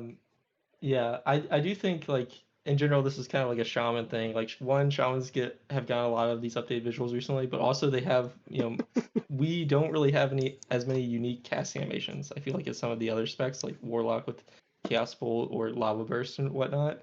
So it would be nice if they started incorporating a little bit more of those unique cast animations in our specs as well. All right, but bring us back to Frost so we can speedrun it into Arcane. Next topic was going to be dominance of Glacial Spike, and I think Glacial Spike needs to stay. In favor of Frost being a combo spec, there's no combo if it's the same thing every single time. I think that gets a little repetitive and boring. It's essentially what it's Frost without Glacial Spike is just like Sun Fury Arcane, right? It's missiles, blast, blast, missiles, blast, blast, and then you throw a barrage in there in a very scripted way. And that's what Frost would turn into. And I think that something that's come up a lot recently, or that always comes up, I guess, is people are like, oh, what's the hardest spec? What's the hardest spec to learn? And the traditional thing has always been Frost, but in the past expansion, like since Shadowlands through Dragonflight, Fire and Arcane have really been pared down quite a bit. Like they've lost a lot of things that used to go into their spec. Pyroclasm, Rune of Power, all these things, Radiant Spark, used to massively affect them and your rotation, and now they're kind of bare bones. And I don't really want Frost to be that bare bones. I think Fire, especially Sunfree Fire, it's just like it. What is it? It's so simple. There's nothing to do, especially because of hyperthermia. And so I think Glacial Spike kind of needs to stay for that to be true. So. God, I hate So, okay. hypothermia or hyperthermia. I'm gonna push back a teeny bit. I agree with you that GS does contribute a lot to the Frost gameplay. My issue with it is that it's 1 point at the bottom of the tree, and it changes your rotation, and you will always take it as long as it's tuned. And if it's ever tuned badly by like happenstance, your rotation sucks. Like your shit just sucks bad, right? The problem is that as long as it exists with that 1 point like mode, it inhibits design change of every other aspect of the kit because so much power is attained through one node.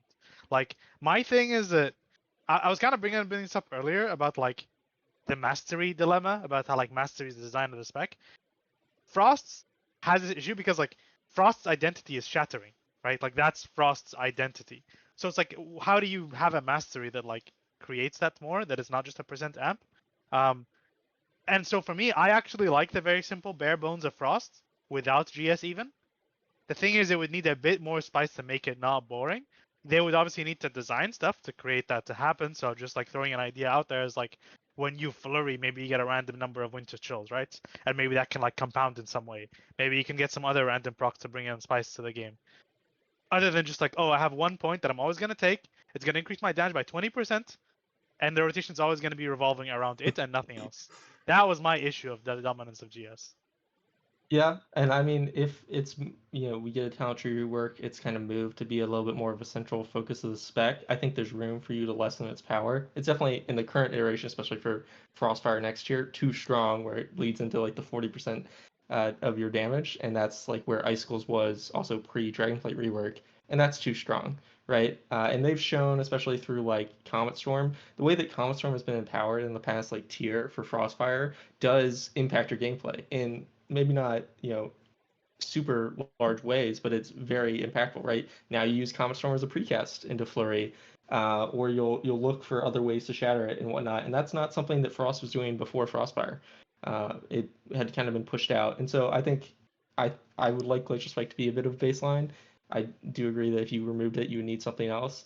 But I think there's ways to lessen its power and still get satisfying shatter incentives through other spells as well, while keeping it as a stay.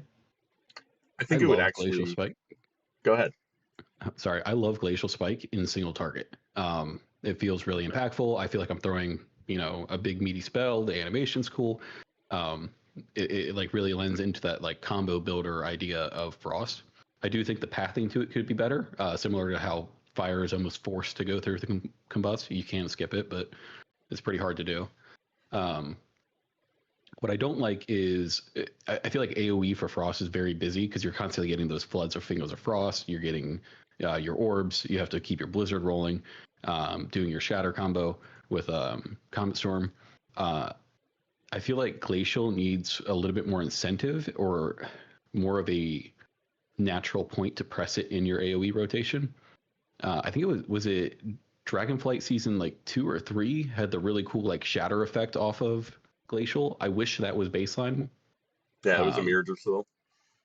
Yeah, that being in the talent tree would be good. I mean, the main issue with that in particular was it created an over reliance on like using your freezes because it worked with the Splay Nice one as well. So you need to be very cognizant of how at any one point in time you would shatter both Glacial Spikes when you sent them out.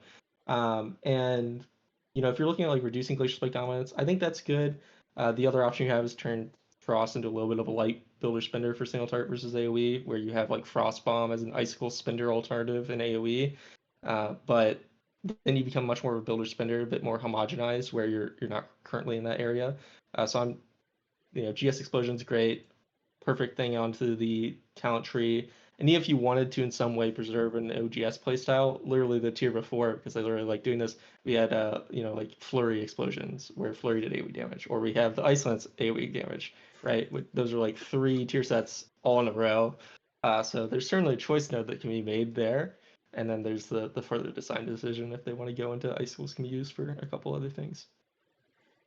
That's definitely my if I had like an ideal fix for this, in my opinion, I think you pop GS up the tree into the tier 1 actually, and make it a choice node with something that builds around Iceland, like Packed Ice or used to, or something along those lines, where you have a more clearly defined um this is like your raid and this is your Mythic Plus option, right? And I think because like from my perspective, I don't know how the Frosty boys think about this, but I fucking hate hitting GS and AoE. It feels like I'm spending 2.5 seconds of just waiting for this thing to come together. And outside of a Mirror, it's not doing the same AoE contribution that I feel the rest of the time, right? When you do it into a Shatter, I think it's one of the few spells that actually feels satisfied in AoE, right? Like Comet Storm into Ice Nova is a big one. I don't think Mm-hmm. Twin of Cold really replicates that feeling. And Glacial Spike into Ice Nova is a bit of a similar thing. Of course, once you get to larger target counts, it doesn't work quite as well. I think the whole cast time of Glacial Spike is just still a victim of like Frost busy AoE rotation, right? In the current iteration of Blizzard, it has to be castable frequently because you need to be able to move it. And Frozen Orb, kind of a similar idea. And so that's why, it should be long CD Blizzard with no hasted cooldown that is Starfall. And then, once you start deep loading the AoE rotation a little bit, these long cast times and stuff really gets, a little bit more tolerable. But yeah, if it doesn't do anything in AoE, it makes sense for it to have an AoE alternative or to somehow incentivize that. Because this isn't even like widely spread about, but right, there's always these breakpoints where it's like, okay, you're gonna stop casting Glacial Spike at this point, and your AoE rotation, and it feels super disruptive because you have to go from this mindset of I'm playing around, getting to 5 icicles, and then figuring out how I'm gonna use Glacial Spike to I'm just gonna ignore it. And for me, since we've been playing Glacial Spike for the past 3-4 tiers, I just like my brain doesn't work when I have the icicle weaker on my screen and I'm supposed to ignore Glacial Spike. I just can't do it. But Frostfire would technically do it over like 5 targets currently. So, yeah. Do you think you like GS more than like what we had in Shadowlands with like Icy Prop and the more Iceland focused Frost? Yeah. Personally, I think it's more satisfying. I really liked Icy Propulsion, but I think that Icy Propulsion, and when I look at it and I see kind of like the effects that it had, and when you think about like skill expression, I think one of Icy Propulsion's main skill expression points was Rune of Power. I don't think that Icy Propulsion itself was really like insane enough for a certain tier of player that playing around it really made you feel very rewarded. I think playing around the Rune of Powers that you got from Icy Propulsion felt incredibly rewarding. And I don't think Ice Propulsion without Rune of Power would really feel quite as impactful. Obviously, people love haste. That's why Winter's Blessing exists. So, yeah, in general, I like Glacial Spike more than Ice Propulsion. Gotcha. So just make Icy Vein give you 40% more spell damage for 12 seconds after using it. Yeah. And I mean, I wanted them to remove like all the haste from Icy Veins. I didn't do that, and I feel like every patch now, aside from maybe the first patch, like Corey was saying, I just always feel like I'm just getting too much haste as Frost, even still, because Winter's Blessing is so strong, and then you get less Icy Veins on top of it, and you're like, oh my god. But I think that's. Sorry, go ahead. I've always found it funny that they gave what is it, Winter's Blessing, the haste amp to Frost, and then they gave Fire the crit conversion. Like, I feel like if you looked at it from the outside, you would flip that around. Like, Fire go fast, Frost crit. Yeah, I mean, Frost really doesn't value crit that much right now, unless it's like actually full AoE. But for Fire, with how Combust works, it definitely really doesn't make sense to have critical mass. And also, since they did this to Frost and Fire, you'd think they would go full circle and give Arcane a Mastery one, but they haven't done that yet. So, Azuna, were you gonna say something? I was saying Mythic Clusters just like loved Icy Repulsion back then, obvious reasons. I was never a fan of Glacial in AoE, so I would like to see some kind of choice node where like I don't know, some kind of AoE alternative to Glacial, but it felt good in Dragonflight for sure. But I think the current Frostfire, I'm not a fan of pressing Glacial, so I would like to see I something different. I still think the main like value of Ice of Propulsion when you're doing like AoE, like you think Shadowlands, you think the other side, it was the Rune of Powers, right? It's like having permanent Rune of Power Yeah, uptime. That's what yeah. people loved about it. And it's like, yes, the haste was nice, but I don't think that really played as much of an impact in it as much as, oh, my Rune of Power's ending, let me press Icy Veins, I got another one, and then just repeat the cycle in AoE forever. But yeah. Okay, so let's move on to probably the last thing we're going to talk about for Frost. Speed through it, get to Arcane. What do you guys think about Frostbolt shattering? You know, do you like all these Frostbolt talents? You know, Frostfire goes into a pack. It's like, okay, let me Blizzard Orb and then just Frostfire Bolt 4 times. Sometimes that includes overtapping your excess buffs, right? And that doesn't really feel good a lot of times. And you know, Blizzard has like failed to naturally incentivize Frostbolt because we have such an over bloat of procs in our rotation that we don't press it enough to actually utilize these Frostbolt talents. So they kind of resort to make them strong enough that we have to unnaturally use them, and then you know, bolt spam and everything. So Die DC die. I hate that setup you have to do when you play DC, where you enter a pack, you press IV, and then you just spam Frostbolt until you get your stacks, and then you can do damage. I feel like IV as a cooldown should be giving you that damage naturally. You shouldn't need to pre-stack it. This is not Necrolord Frost. I do not want to. I do not want to spam Frostbolt. I think Frostbolt in itself, like, it has a natural place in the rotation as your default filler, and you don't actually need to press it that much when you're in like these AOE situations. So kind of being forced into it, it's just unnatural and doesn't feel good to me.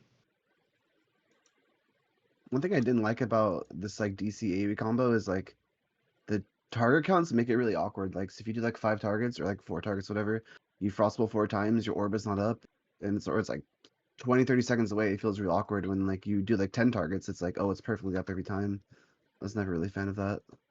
I think some talents like Frost is probably some of my least favorite talents. Like I'm not a fan of Cold Front or DC like at all. Like these two talents, I wish they would be deleted from the game. What Especially is from like a the plus perspective. what's the hate on Cold Front? Like, why do you dislike it? it's There's just so much to think about in keys. I mean, for keys at least, it's just so much to think about. And it's like it's almost like Arcane Orb, the annoyance of Arcane Orb. You got to be facing like the front correctly in front of you every time. Where if you're thinking of doing AoE stops or something, and then your cold front procs, it like probably isn't in an ideal spot. It kind of goes back to like how Frozen Orb is just like such a weird spell. Like you can't really get 100% value of it. It's like you can't get 100% value of cold front sometimes, at least in AoE and keys. You also have this weird like difference between Fire and Frost, right? Where Firefall, one, it just works a bit better because it's tied to Pyroblast, which is more similar to Ice Lance for Frost than it is to Flurry, and that calls down the Meteor, which is one much stronger than the singular Frozen Orb, and then also has the interaction with Frostfire. So I think they just kind of were content to let Cold Front die, and it's a very weak ability. Quite literally, the only reason we ended up taking the talent is because we need it for the tier set to function. Even with the tier set buffing it, you still wouldn't take the talent, most likely, if you didn't have to. You know, one of the benefits it does have is that it actually pushes you out of Death Chill or pushes you out of Comet Storm when you're playing Spellslinger. There's like 4 viable Mythic Plus talent builds next year, which is so strange to think that requiring you to take Cold Front was the golden apple for getting build variety in Frost Mythic Plus, but it's true and it's a little bit silly. But yeah, and then the last thing I want to touch on, right, was about the using Frostbolt instead of Ice Lance. Normally it requires you overcapping quite a lot of Phoenix Frost and stuff.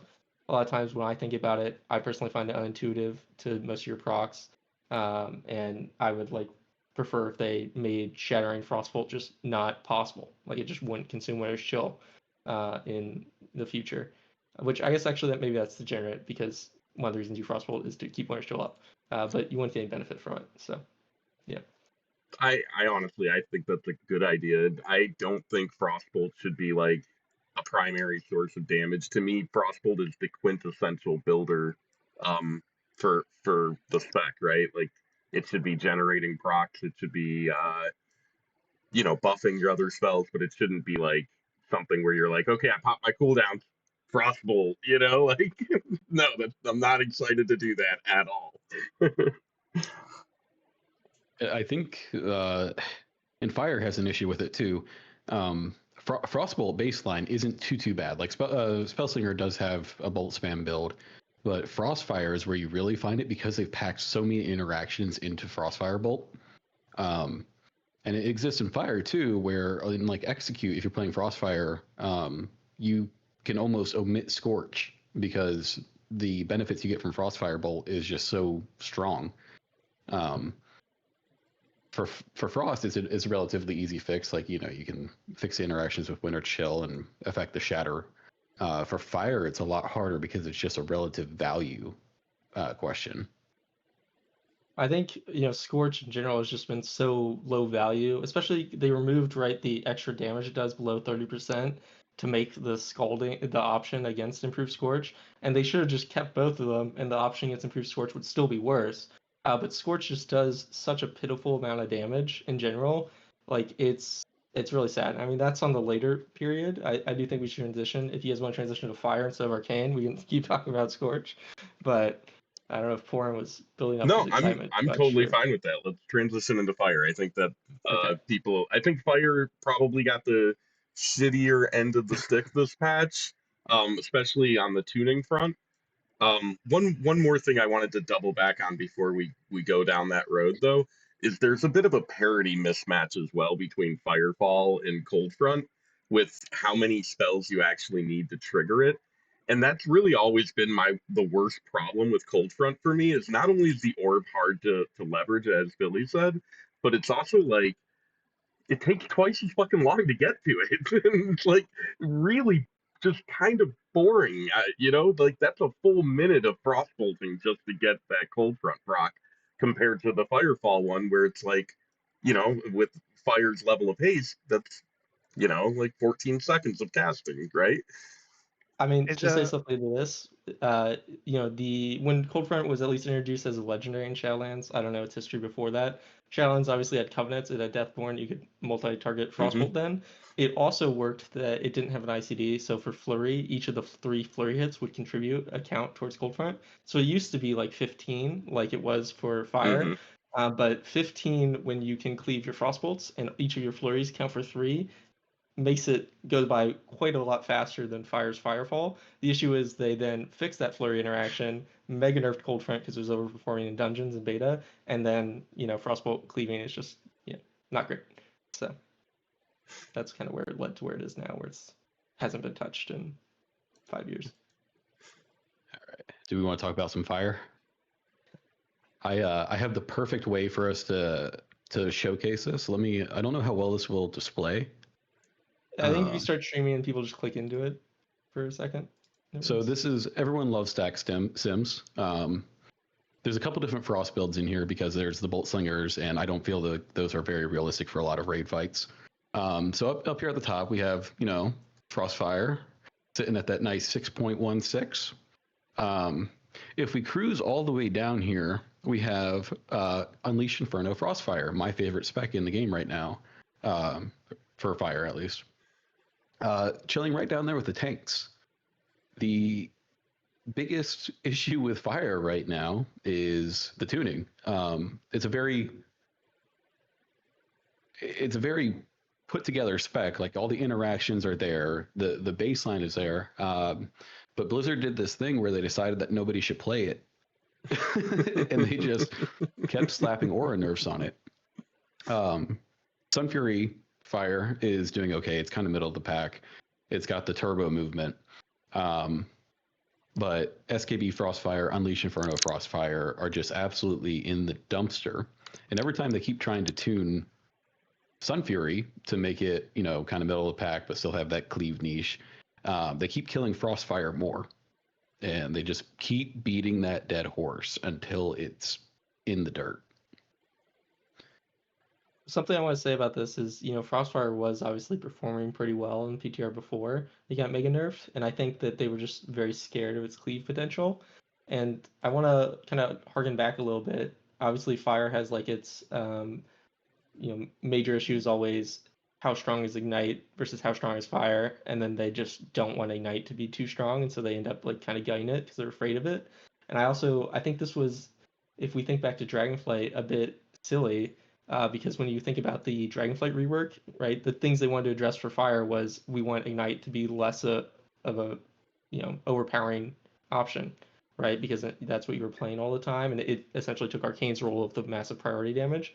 And so the Dragonflight rework for Fire was like, let's make Arcane or Ignite less prevalent, and they didn't really do that. Like they didn't really succeed, and I think that was a failure. And slight Frost add-in here was when they removed Icy Propulsion, and that was ostensibly to help Frost get more performance in competitive raid environments, and that also didn't really work because Frost needs a niche. But yeah, so for Fire, they instead, they just added like Living Bomb, which works well with the Ignite playstyle still, and I think they need to find a bit of a more permanent solution to Ignite for this to not be them crazy over nerfing it, because it would have been amazing for Frostfire Fire to be the play next year. But I mean, they have the solutions though. Like they're just not like Controlled Destruction and Intensifying Flames. Both are the exact solution to this. They just did them weird. Controlled Destruction increasing the damage of Ignite on spread target Ignite makes no sense to me, like at all. Like if I stack my Controlled Destruction on one guy, why is the Ignite I'm spreading to other targets also amplified? That just shouldn't work. Same thing with Intensifying Flames. Like the number being that low, instead of them nerfing base Ignite and then buffing Intensifying, like those are two great knobs to buff Ignite on single target, but nerfing them on like AoE, right? Which is the main issue. But they just, this is the thing, like they have these great ideas, and they had this with Living Bomb as well, as you noted. And then they just leave them, and they just never touch them again. It's so perplexing. They have a perfect vision, and it's like, I remember like reading the Living Bomber arc, I'm like, oh my god, they get it. They're so good with this, they're right.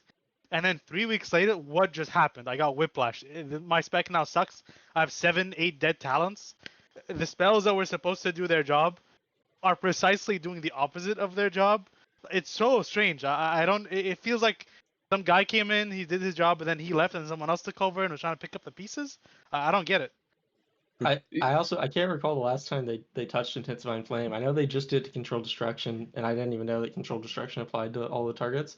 But yeah, if that was single target only, that would have been much better, a better solution. And they aren't using Intensifying Flame as a tuning solution. And since Controlled Destruction applies to everything, it feels more like an aura nerf than it should be to Ignite. But...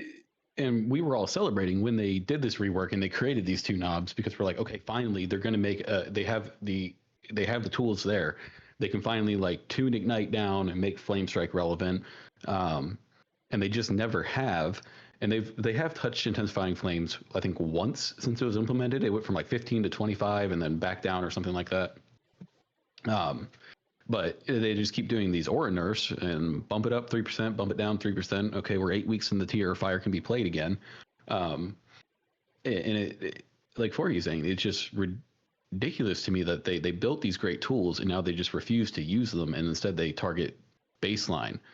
And I think the issue goes deeper in the fact that Ignite is tied to our mastery, right? So anytime Ignite's good, it makes mastery good. Anytime they nerf Ignite, it reduces the value of that, and we start going back into verse. We talked about that a little bit with Frost too. I really think that it is such a tuning issue for them, and it has the potential for such strength that they need to decouple our mastery and Ignite. Just make our mastery like a flat modifier on hot streaks or something like that, so that they can just say, okay, X amount of your damage is Ignite. Because I think as it exists right now, it is too complex for them to rein in all aspects of game without these wild tuning waves back and forth. And they can give it the Frost treatment as well, right? Where they can keep the Ignite on the mastery if they want, but like tune it down and then introduce a secondary effect to the mastery, right? Like you were saying, just add an extra spell in there. Like, okay, Pyroblast damage increased by X, and then yeah. Yeah, don't increase Flame Strike damage. Yeah, sounds good. Or Living Bomb, right? Yeah, or Living Bomb, honestly. even our flame strike contributes to ignite. It's a very big portion of our damage when we're using flame strike. So even if you're trying to lean into flame strike, ignite is still there. It's still a tuning issue. It doesn't And they get mark those. the Fire Lord that they can easily adjust like in concert with the basic Ignite changes to prevent from really hurting our AoE. So they have the kind of 3 perfect tune knobs. Right? I think they just kind of design themselves into a hole here. It's interesting because they have the same problem with Ignite, essentially with tuning knobs that they have with Living Bomb and Flame Strike, and they're all in competition for the exact same role in the spec kit. And it almost seems like if they're so jaded and scared of Ignite after Nyalotha and after Liberation of Undermine, right? Maybe the right play is, like Forgy said, like draw it back, put more power into Flame Strike or Living Bomb and focus on those. But it definitely, to that point, it definitely seems like they're just not willing to use the tuning knobs they have in place, you know? But they're scared of it, but then they built a tier set for Frostfire where, okay, let's make all these other things contribute to Ignite. Oh, Frost doesn't have Ignite modifiers. Weird. Like they keep leaning into it, but then getting scared of it and pulling it back, and then fire goes into every single tier except for the last one, tune 10% under, and we wait till week 8 for them to buff it up. I just think it's crazy that they didn't go for Frostfire Orb. I mean, I guess there wasn't parity in there. I mean, the Glacial Spike tier set's good for Frost and Fire thematically, but still, no Frostfire Orb in the first expansion. With an orb, man, please. Don't curse me with an orb. Fucking flame. So instead of orb, we'll bring back Cinderstorm, right? No, we will not do that. Someone said in chat, give Flame Strike the at target option, and I want to highlight that as kind of it's silly that the spec that has the most to do off GCD that prevents it from like actually well targeting spells sometimes. It needs to use the mouse over with Flame Strike, and then you have other specs that have comparatively much less going on that get the at target option. For context, Sun Fury Fire, which is probably what's going to be played if it's played at all, is sitting around 93.5 APM sim-wise. Most specs sit around that 50 to 60, some creep up towards 65. Fire is fast. In AoE, if you're flame striking, you are flame striking at 93 APM when you need to keep your cursor centered on your screen. And Lord help you if you need to flick over and do a kick or reset your focus or anything else or decurse somebody. Like, just give us the at target. It's going to be the worst option. But someone just said that mages are not the only caster that doesn't have it as an option because Ellie has it, Destro has it, and Esprit has it, which does seem true. So yeah, and to add to that as well, Fire. Fire Mage casts Flame Strike more in its rotation than any of those specs cast those spells either. Like it's like 2 to 1 or something to Earthquake or something like that when I last looked. And so when you think about how that impacts player performance and quality of life, like no wonder we can't go off Ignite, right? Like like Flame Strike's a pain in the ass to use because of that.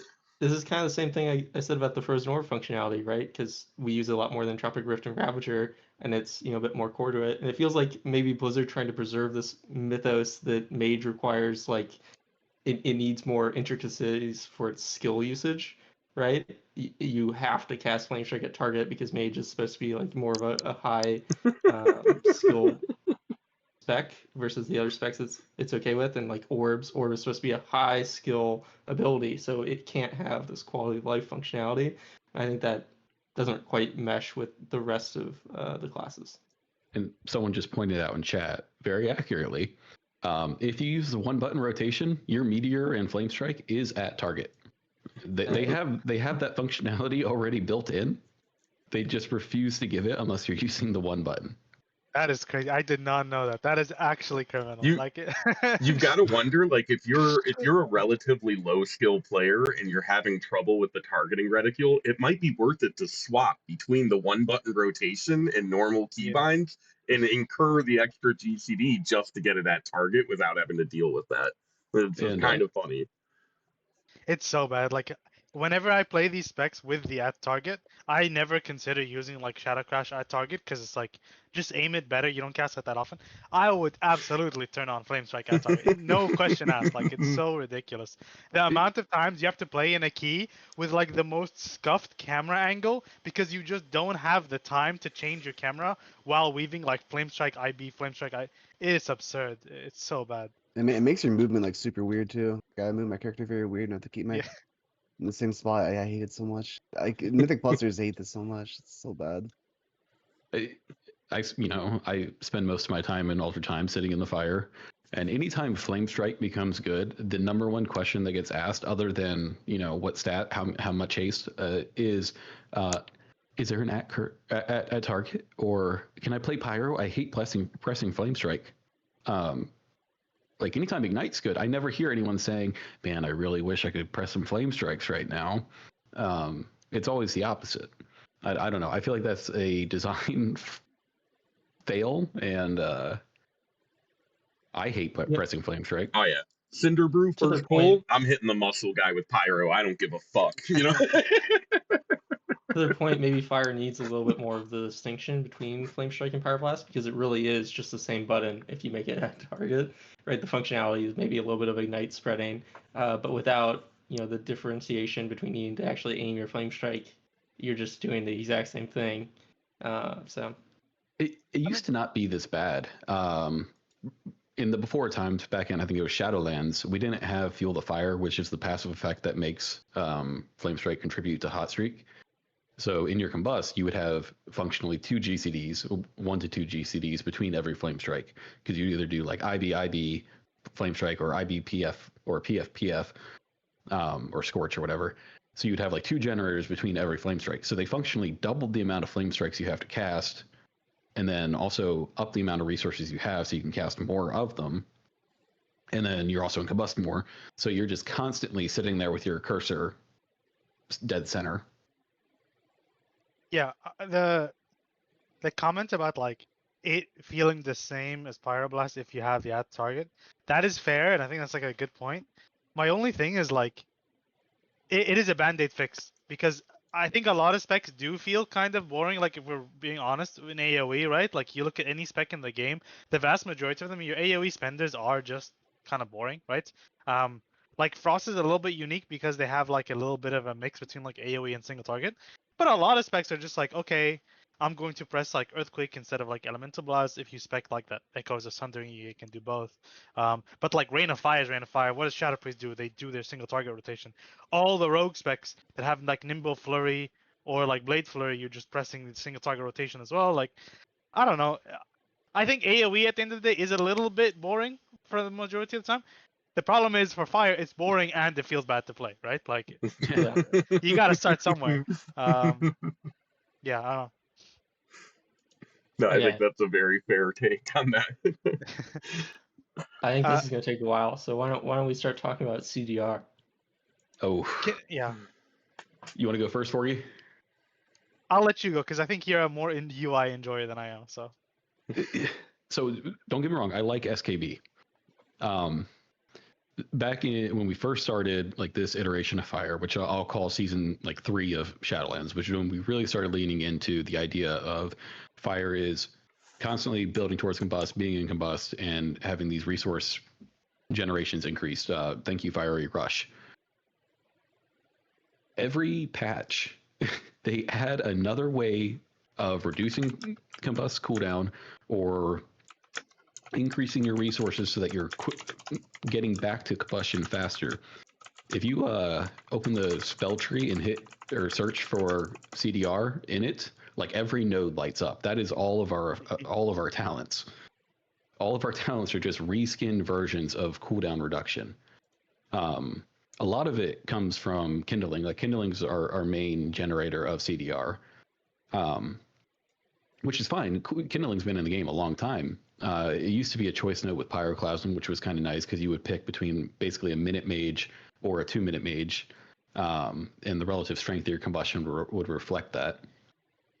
But since the end of Shadowlands going into Dragonflight, we've just been stuck in this rabbit hole similar to Frost Icy Propulsion, where we are just constantly chasing the next combustion. We are fighting for CDR. Anytime we can't target something and build that CDR, we lose a lot of value. We lose a lot of damage.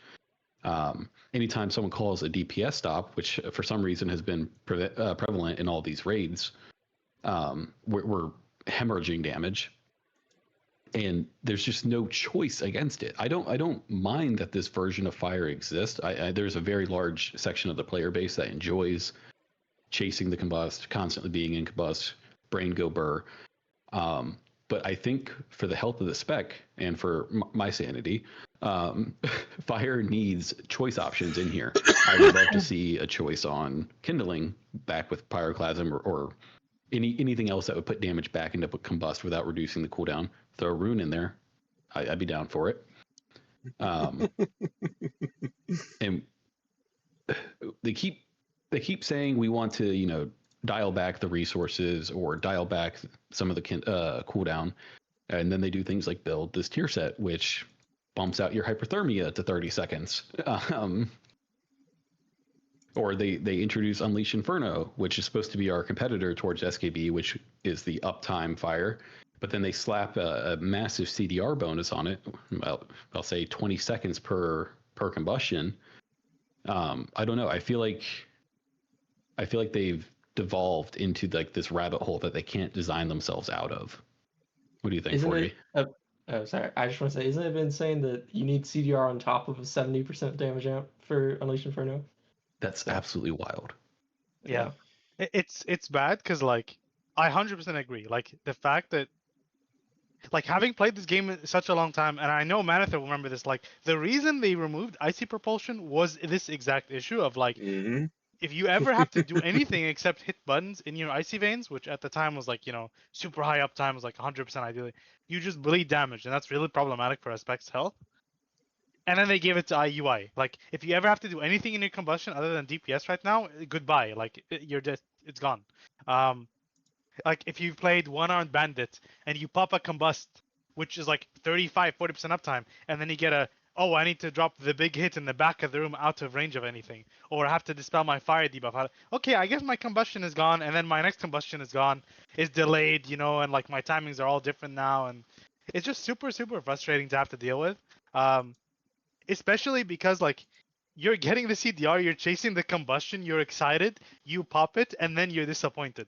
Like if it wasn't the fact that you're actually chasing this power window that like feels ultra bad when it gets interrupted, if it was just like general interruption throughout the rotation that was like equally bad at any given moment, that wouldn't feel as bad. It just feels like, okay, I have to do some chore or something. But yeah, highly agree. Like the CDR on UI needs to go. Some of our other stuff has to be changed. I think this all returns to like my big point about Fire is that like we just need a new effect, and I think Pyroclasm is that exact effect. Fire just is too flat, too boring. Flat, not damage-wise, but like in terms of like conceptually, there's just nothing going on. And so whenever they want to add power to the spec, it's just either increased damage or CDR, because there's just nothing else that they can affect. I feel like this arms race though started when they combined Pyroclasm and SKB. SKB was already strong enough on its own, and when you combine both of them, it just became insane. And that's why UI has to have such this insane modifier, is because it's competing with SKB, which is arguably probably the strongest node in the game. And it's just, I think one of the issues is Sun King's Blessing. And the other thing to look at is like Fire constantly chases combust uptime because it doesn't feel good to play outside combust. And I think its combust rotation is solid. But when you look at its filler and outside combust, there's a lack, right? It's not a good rotation there. And so that's why it has to constantly chase all this combust uptime so it can get to the point where it's actually a well-functioning spec. Personally, yeah, love to see Pyroclasm come back. And I think SKB should just go away. I don't think it should exist anymore. It's definitely been fun to have, but similar to whatever that was for Boomies that they got rid of. They gave them their thingy incarnation. I don't know. Ravenous Frenzy. Pulsar. Pulsar. Because they got rid of that, like this expansion, right? But I think they should. No? I feel like most Boomkins would say that was a mistake, though. That's the thing. Like a lot of people who play Boomkin feel like the spec is actually just hollow outside of their pulsar. Like the only saving grace for Boomkin having fun right now is like a double charge incarn. The spec feels utterly so boring. It's so bad. I Like really feel like a lot of what would solve this is simply removing the CDR from UI and converting it to a lower combustion period cooldown, right? So one of the big issues with this, right, is that you're punished for any moment that you're not doing damage, and by lowering combustion cooldown directly, you're really shortening the gap there on how much you're punished for that. And I think that would probably put this in a much more balanced position, at least, to where you're, if you're, to Borgie's point, if you have to run out on one armed bandit to go drop puddles and you miss 3 globals from it, and you're like, fuck, my combustion's not going to come up for, 20 seconds after it's supposed to, and that's going to affect all my other combustions. If it's not as heavy CDR focused and some of that's just flatly given to you, right? That does course correct some of that, right?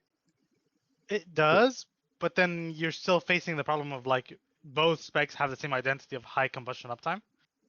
I think like what the UI enjoyers would want is like the actual old combustion of just like convert the CDR and UI to just a higher damage window. Let me have a boring filler. Like I'll take a boring filler because then when I pop combustion, I'm gonna be turbo blasting. Yeah. You Just know, give me like Nihilotha fire back, right? right. No, not even that. Like I am a big proponent of bring back burst fire. But Mather, I have to disagree with you. I don't think it was combining SKB and Clasm because yes, that is tremendously strong.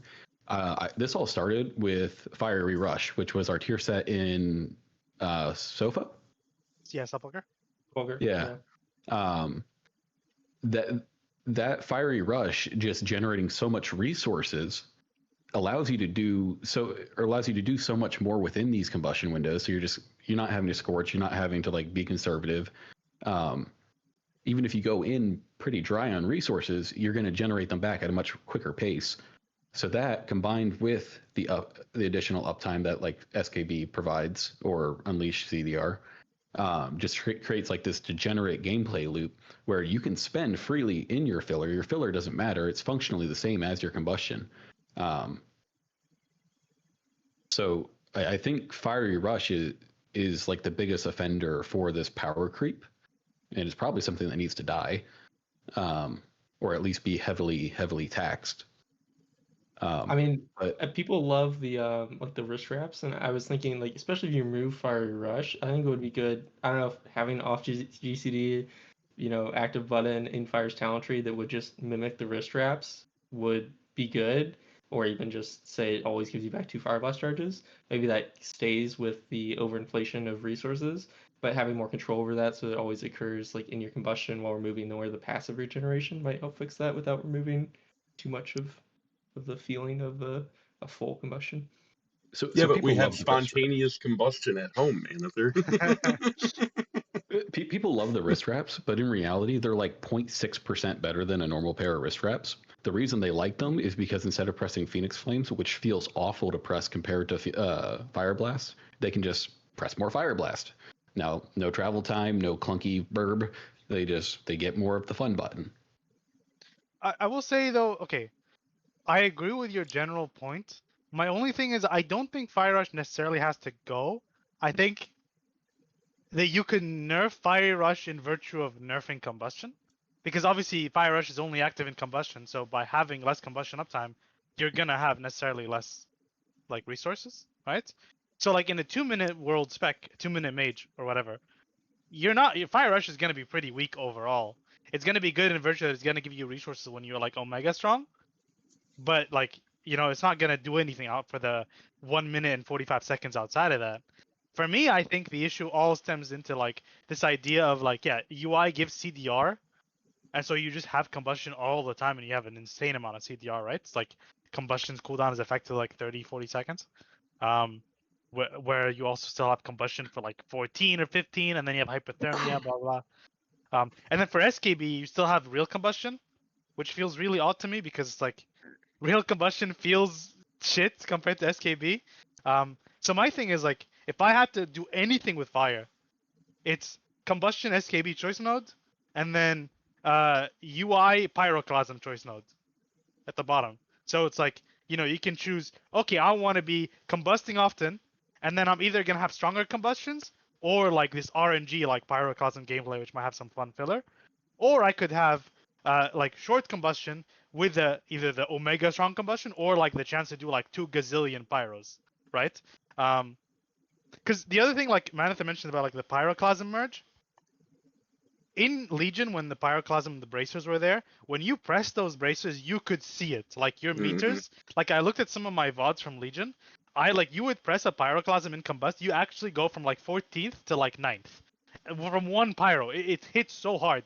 And right now it's like half of a GS. Well, like, what are we doing here? You know what I mean? It's like, what, this spell does nothing.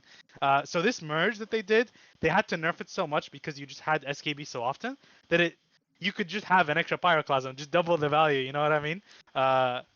And actually just nerf it in other ways to preserve the different identity between the two builds. For me, I think that's like the biggest thing. It's just we need 2 different identities, and that has to be made explicit through like choice nodes. I guess I in agree. context, the people not familiar with 4D, he was a tempered flames enjoyer, as you might have been able to tell from all this nonsense of no combust, give me pyroclasm SKB. But Yeah. So I agree with a lot of what you're saying. We do need choice nodes. I think kindling needs to be one of those choice nodes for like a relative power and like to really drive away some of that CDR. But what a lot of people don't talk about, or some people do, with Unleashed and Sun Fury is that you are playing hyperthermia. I'd have to look, but I want to say you get around 25%. That feels like a realistic number. 25% uptime on an average pool of hyperthermia. So you have 40-45% combustion uptime, which is really high, and then you stack 25% hyperthermia on top. That's 70% of your rotation accounted for. Hyperthermia is functionally fake combustion. And our tier set for Sun Fury this go around is hyperthermia focus. It creates the memory of Alar, where your bird dismisses, you get the predictable hyperthermia. It extends that out, which just feeds more into that CDR loop, and it's also making you not have to spend resources to get that CDR. So you come out of the hyperthermia window, then you can spend all your resources, and then hey, look, another hyperthermia proc, and then combustion. Yeah, it's like what I've described it in the past is like this descending versions of combustion, where you go from like, oh, I'm in real combustion, and then I'm in like hyperthermia, kinda real, kinda fake combustion, and then you exit hyperthermia, and it's like, oh, I still have a ton of resources, still kinda real, kinda fake combustion, because I'm just still pressing PF, IV Pyro, or like, and then you're like, oh, 5-10 seconds of fireball spam. Guess what? You can proc a hyperthermia now again, and it's like, and then you're back in real combustion. You're just gambling these like constant versions of combustion that is just watered everything down, and it just feels bad, and it's taken away from this identity of like, oh, my combustion is a real cooldown that feels good to be in, as opposed to oh, thank God I'm in combustion because I'm not doing my fireballs, right? Segue that a little bit here. They reworked hyperthermia with the patch. So if anyone's not paying attention, you now get a stacking damage modifier on your pyroblast when you're in hyperthermia. I believe it's 20% per stack, up to 150%. That sounds somewhat right. I did the math a while ago. That sounds really strong. Like 150% pyroblast sounds really strong until you realize that UI is 70%. So it takes you 4 or 5 pyroblasts to just get up to that baseline of UI. Most hyperthermia windows are, I think it's 5 or 6 seconds. They keep changing it on me. Yes. So by the time you get to the end of your natural hyperthermia window, you're almost competing with with Unleashed Inferno. And the crappy thing about that is, even if you do get a hyperthermia proc after that, the buffs reset, right? When you lose the first hypothermia, so you can't even continue it out from there. I'm really curious, Asuna, what do you think about the CDR discussion? We haven't heard from you on this, and I think an M+ take here might be a bit more varied from a more raid-centric take. Like, just like how Fire just relies on like perma CDR, right? Yeah. Um, it was definitely a big problem because of time anomaly. I think it also is just like turns you to like a big uptime spec where you're kind of decentivized to just like press goal or defensives, like all your defenses are on the GCD or all your, AoE stops. You have a lot of them, so you want to press them, and it just sometimes it just makes your damage very variant versus like when all three of those are combined, like time anomaly, defensives, and AoE stops. It just makes your damage like kind of frustrating sometimes because it has like a big swing. So I wasn't a fan of it. Not sure the best solution, but it definitely feels bad when you are just so reliant on CDR and you just have to do so much that are on the global. Would you have any preferential changes that might address that issue for you? I think just going back to a big burst combustion kind of. I mean, I hate to say it, but like BFA kind of nailed it decently well. It's either that or like just old SKB. But like I think the Sun Fury build is really punishing towards like the CDR thing and trying to do stops and stuff. But I just think like different versions of Fire did it better than the one we have now. Like a big burst combust would help a lot too. Awesome. Do we want to touch on another subject here? I think I see some highlighting going on execute, and I definitely was interested in this one because it's a royally screwed up take that Fire does worse execute than Arcane.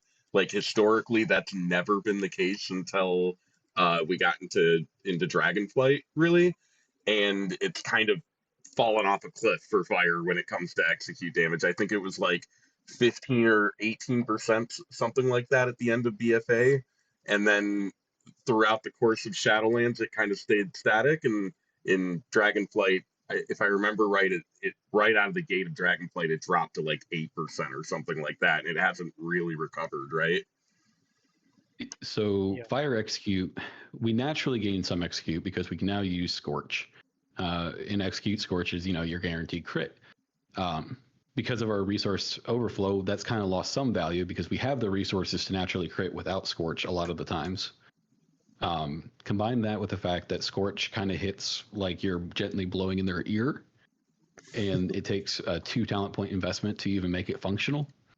And your execute is kind of non-existent. And then recently discovered, some of our execute modifiers like Molten Fury don't affect Ignite.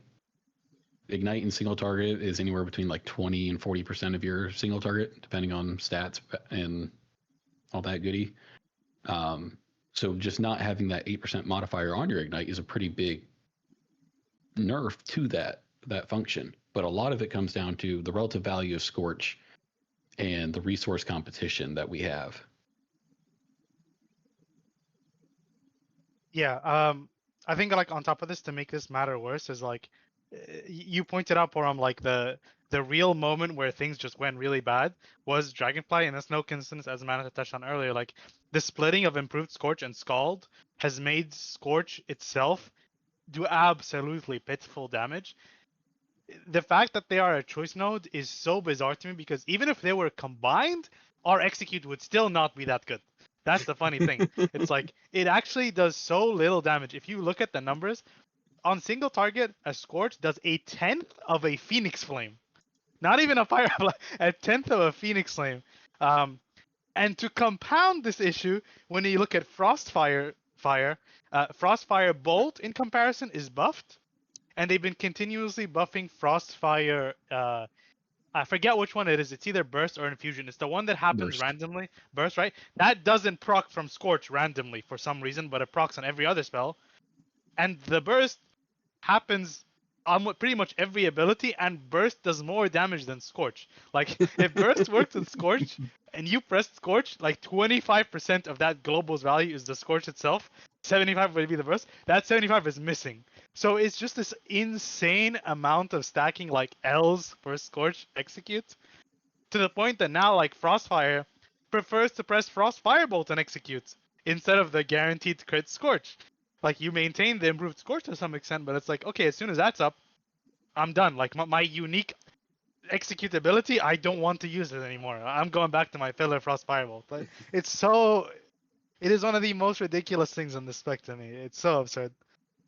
So one of the things that I think is really strange is when they went to Dragonflight and they gave you Improved Scorch. Improved Scorch was just probably the worst thing they could have done because you already want to naturally cast Scorch. You already like casting Scorch and Execute. Improved Scorch is a way to force you to do it as soon as you hit Execute, and that just hasn't like sat right with me. On top of the fact that it's per target, that's a big issue. I think Fire's Execute is much weaker due to that fact, and also just because they funneled the execute value into improved Scorch, which made Scorch worse, which made the button that you really like pressing not feel as good. And I think that's like go back to the drawing board, maybe lean more into Molten Fury instead, because Scorch is already a good enough button on its own. People love pressing it. You don't want it to be weaker due to these talents that you created, which is what they did. And I don't want to get like too much into the discussion yet, but Arcane probably should not have gone Execute in Dragonflight, and that's definitely just like a larger issue of Dragonflight in general, was to fill out these talent trees. They added a lot of, I don't want to say bloat, but they filled out a lot more of class capabilities, and certainly classes are a lot more homogenized in what they can do in a post Dragonflight world versus before Shadowlands. And it definitely would be smart, I think, for Fire to lean more into the Execute ideal and Arcane to get away from that. Arcane probably needs something in addition to Funnel, I think. I mean, it has its burst, it has Funnel, maybe that's enough. But Fire certainly excelling in Execute would be great. I want to push back against like the molten. I do prefer if they lean into Scorch itself more, specifically because of the fact that one really cool part of the fact that Scorch is your execute is that it increases the cadence and frequency of how many hot streaks you're casting, and that just increases the frequency of a lot of your other things. So, for example, like back in Legion, one of the really nice parts about the execute back then was that you were scorching, so you got a hot streak like every 2 GCDs, which was pretty rare back then, right? We didn't have those, which increased like the proc rates of pyroclasm and stuff. So there was like this cadence, or this like cascade, sorry, of these extra procs that you're getting in execute, not just my scorch does extra damage and more pyros. Which is why I kind of prefer like the scorch angle as opposed to like the molten fury angle. I just think Scorch needs an insane amount of buffs. Like, I'm talking like put the Scald back in there, buff it by like another 100%. Like, do more stuff to Scorch because this spell feels ridiculously bad to press. The only reason we feel okay pressing it is because it's fast and hot streak. But the thing is, a lot of our specs don't even want to press it in combustion as a filler, right? Like you'll just press Frost Firebolt in combustion as the filler because it just does no damage. Like it's so, I don't know. Like yeah, I'm not a fan of Scorch at all. Like.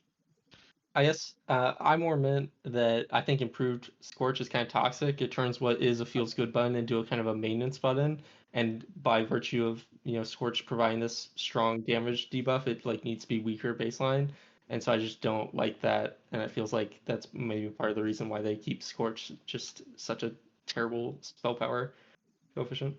Yeah, so some numbers for you. The spell power coefficient for Scorch sits about 0.23. For comparison, a Fireball is about 1.2 to 1.3, depending on the buff cycle. Frost Firebolt's a little bit higher than that. So it's roughly 1/5 the damage of a Fireball. It's a slightly reduced cast time.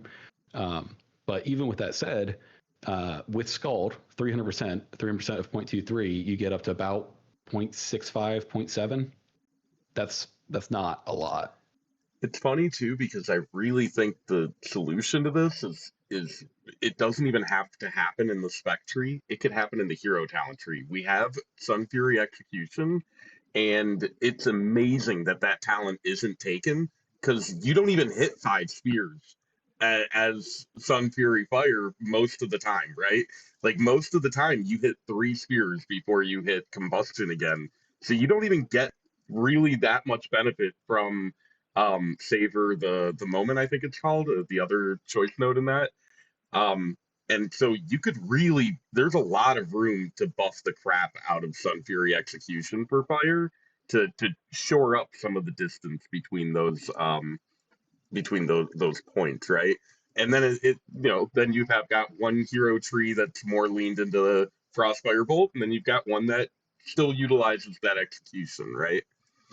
I think the Savor, like the Execute one, shares with the combustion increased duration one, Yep. which is whereas like the 5 sphere one shares with the ignite the future, which is like the extra mana cascade thing, which I was actually funnily looking at for like to see if there's any damage value, because you're right, you don't hit 5 spheres. The funny thing is it's still good because you start the fight with 5 spheres, so you don't actually ever hit 0. You just go down to like 2 and then you charge back up. So it's almost like you just have 2 extra spheres permanently. Which is kind of odd. But I do like your cook of like that talent, the execute talent, not being ever utilized. That's a great place to put it in, right? Like just make execute good. Through that. Yeah, I don't know. Like Scorch needs Jesus. Like it needs every god of every religion. It's so bad. I'm going to segue us away from Scorch because we very clearly hate it. But And we hate the current iteration. We love Scorch. Yeah. yes, thank you. And I'm going to direct this one specifically to Billy because he is our Mythic Plus Bane. The man lives in Keys. Yep. Do you feel like Fire is overly punished by the positioning of the tank or the mobs compared to the other specs you play? I think they kind of like drove us away from Flame Patch, right? Like I don't think it's that bad. No, I don't. Not as nearly as much as Frost. Like I'm used to Frost, so like you get really punished from the tank moving. But like, I mean, I don't think positioning matters too much as Fire. At least even with Flame Strike, because usually, I mean, especially in this meta, because like we have VDHs, so maybe a little spoiled with that, but they kind of grip everything. But I don't think it's punished too much. The positioning. So what I hate, and I don't do very many keys upfront about that. Cinderbrew, perfect example. The muscles, those are like the prio target in a lot of groups. Yeah. And you're hammering into this guy, you're building your CD, and then he sprints 20 yards down the hallway, and you're yeah. Yeah, I mean that is definitely there's not much you can really do about that, but usually like high keys they kind of play in a way where that doesn't happen, but it's kind of something that will happen in pugs, or you press your GI and then your GI meteorites just like hit one mob versus 10 mobs, so it's definitely punishing in that way. But Fire has gotten better in that over time, because usually sometimes you would spam Flame Strike and you have Flame Patch, you have to pray they live in the Flame Patch the whole time, but it's definitely gotten better over time. I feel like 'Cause, Arcane's it used the to be a spec lot that more frustrating. I feel like Arcane's the spec that freaks out when a mob runs out of the pack and it's got your Oh, touch yeah, on it.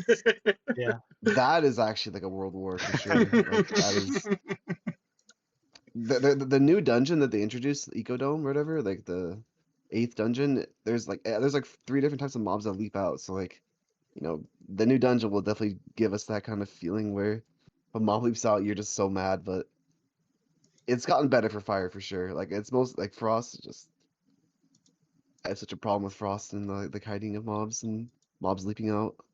All right, I'm gonna pivot the question just a little bit because this is something that new mages specifically like to parrot, or they blame a lot of their fallacies on.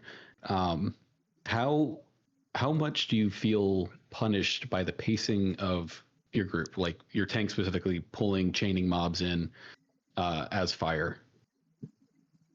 It just like depends on the random timings of combustion, right? Like Fire is always looking at how long mobs live to decide if you combust or not again. So it's always just like depending on the health of mobs. If you're constantly chaining, it's actually nice as Fire because it makes it easy. You just always can just resend. But a lot of the time, it's just like depending on the HP of the mobs to make the decision of Fire, because you don't want to send a combust too late, or else you can't farm it back, kind of thing. It goes back to the CDR thing, in a way.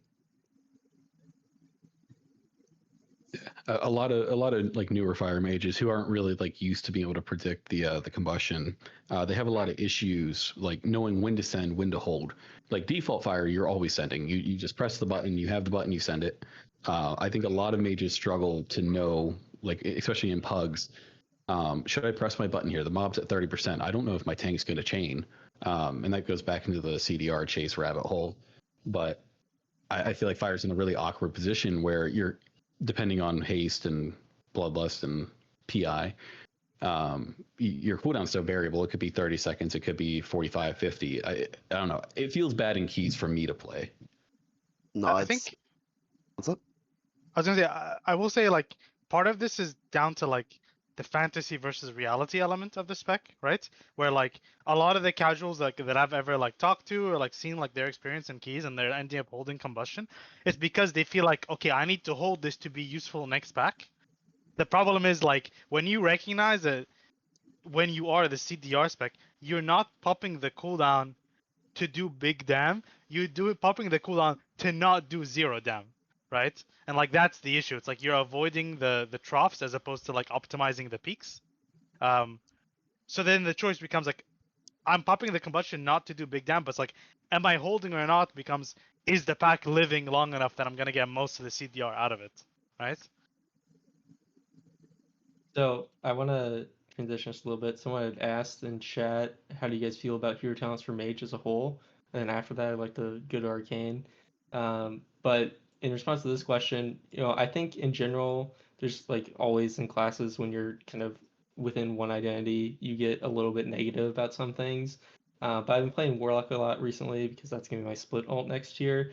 And when I'm playing Warlock, I honestly just don't really feel their hero talents. Like they have some nice quality life stuff, like Demonic Circle always, has its soulburn effect. But, comparatively, while I think Mage has had some degenerate outcomes, not great outcomes from its hero talents, they've definitely satisfyingly like added on to the rotation in general. I think Frostfire with at least Isothermic Core and with Frostfire Bolt both feel pretty good for Frostfire, Frost, and Fire. And I think Sun Fury did some nice things for Fire and Arcane, though it's especially with next tier set getting a little bit ridiculous with the length of the stuff you have after your cooldowns. And Spellslinger is really the only one that's actually a letdown, but even as a letdown, it's still got enough things going on compared to some of the other hero talents in the game. Anyone else? I kind of feel like I love them personally. Like I play a lot of alts. I think Mage has the best hero trees, like by a good margin. I think a lot of the specs have like one decent one. Like Warlock Diabolus is like really fun. Stormkeeper Shaman is like really cool. Some of the other specs like Dark Ranger is like great. Mage I think is the only class that has 3 really good, like interesting, satisfying to look at, like interactive talents. The downside is they all feel like they're one change away from perfection kind of deal, which is the extra like frustrating part. Um, yeah, like I think Frostfire is like the most controversial one, where it's like it just feels kind of bad. Oftentimes they're just barely like always missing the mark on like what actually feels satisfying. But as a whole, I would say that the hero trees are pretty good. If you ever want to be grateful for Mage, just go play Rogue. Yeah. I love my Rogue. My Rogue is my favorite alt. The hero talents are dog shit. Yeah, I'm much in the same boat. I think gameplay wise, our hero talents pretty much flat. I think they've done a pretty good job with them all expansion. I think the Spellfrost teachings change coming up is gonna wound Spellslinger for Arcane for me quite a bit more than it probably should, but it's just one of the things that made me fall in love with Spellslinger. Um, I I think in a general sense, like mages are fine with this, but I think hero talents in a much broader sense for me, um, they're cool aesthetically, but I don't know that they really hit the spot. I think most specs in the game are only playing one of them. I think most people only like one of them. I think it's just uh and there's definitely some complexity bloat and calculation bloat that's come from hero talents, especially um, talents like Sun Fury and Frostfire and Spellslinger, the mage ones, where every spell we cast has a bunch of trickled in effects that come in from the hero talents that are really just making it complex for no reason. Um, and so in a way, like I'm really happy that we didn't personally as a class get screwed over by hero talents, or that they're not super boring like the rogue ones, right? But I definitely worry that like it's just complexity for complexity's sake, and that they could have potentially done a better job focusing the time they spent developing those on developing the actual spec trees and solidifying the identity and tuning problems that already existed there. I think like a lot of our discussion today is kind of really focused on those spec trees because that's where a lot of our problems are. Um, so yeah, I think for Frost and Fire especially that like I would have rather seen those trees cleaned up and perfected than adding more on top of them. I think something that can't be understated as well is kind of the complexity added to research, right? In addition to all the different variations you have. Now, if someone wants to go look into the research for their spec and you open SimC and like for Frost, you see, okay, there's 3 different action lists for each of the hero talents. You're like, my God, what am I looking at? So that's definitely been a downside of hero talents, at least. For sure. What do you think, Asuna? I actually think it just brings a crazy, like, problematic balancing issue. But I mean, because like I feel like Frostfire Fire got kind of shot down because of the strength of Sunfury. But I mean, all the hero talents have been really awesome. I actually think they all are beautiful too. Like Spellslinger is visually beautiful. Frostfire is, the Sunfury, you get a little Phoenix. I think it's all been pretty good. Just I think the balancing is sometimes tough for like Frostfire Fire. I would have loved to see them take another expansion with just the base talent trees to really work out the kinks in those, because we're still getting reworks. Like Frost DK, Unholy just got like massive changes. I would have loved to see Frost Mage. I would have loved to see another expansion where they just really solidify these new talent trees and work out the kinks in those before they added this double layer of complexity on top. And I feel like for Mage, all of them have been doing pretty good, with the exception of Spellslinger. I think they have continually regressed on how that feels to play. Specifically looking back at Season 1 Frost, I loved the Gamba Orbs. I thought that was some of the most fun I've had on Frost. And segue into Arcane, I'm not a big proponent of what they've done to Spellfrost teachings for Machine Gun Orb. Porum, if you want to dive into what they actually did. Yeah, so they changed Spellfrost teachings from a random chance on splinter hits to generate an arcane orb that just slings out at your target free of charge. And now it just, every splinter gives you a little bit of cooldown reduction on arcane orb. And we all love cooldown reduction after today, right? Personally, for me, it's a huge punch in the gut for this hero tree for Arcane, because during beta, one of the major issues with Splinter Slinger, as we were calling it back then, was that it was just kind of boring, uninteractive, and a lot of it just came down to calculation bloat in your combat log. Splinters at that time were, the aesthetic for them hadn't been fully developed. The graphic was a little weaker than it is now. But those random chance orbs coming out, like, just made the spec really feel much more interactive. You could sling out barrages between them and leverage the random charge regeneration you were getting. And then on top of it, when they added it, there was a developer note about how Spellslinger was really boring and kind of agnostic of any identity for Arcane, and that note, that change is what addressed that for me, right? And that was like a huge thing that made Spellslinger Arcane popular at the time. And I definitely fear without that, the spec just feels slower. It feels a bit more sluggish. You have to cast every orb. Orb doesn't really do much damage on its own. It's mostly what's it called, a resource generator more than anything. They did buff its damage a bit, but like, it's not like it's ever going to compete with Barrage with Resonance or anything like that, right? It's never going to be a significant amount of your damage. On top of that, we're losing time anomaly clear casting procs, which is a small amount of our clear casting procs in total. I think it was something like 3 to 5 on average in a 5-minute sim. But we're also losing the tier set from Liberation of Undermine. And currently, Spellslinger's getting about like 60% of the clear castings that Sunfury is. And it feels bad because of it. Like, I don't know how much time you guys have spent on PTR messing around with all the specs and stuff. I'm sure it's been plenty just like me. But I don't know how you guys feel about those changes, but I just freaking hate them. I love Spellslinger's design. I hated a little bit of the barrage complexity that was caused by its design. But I feel like the gameplay made up for it. It felt really smooth, and um, everything kind of fell in on itself and created a maelstrom of these random procs that eventually added to a real stable kind of profile.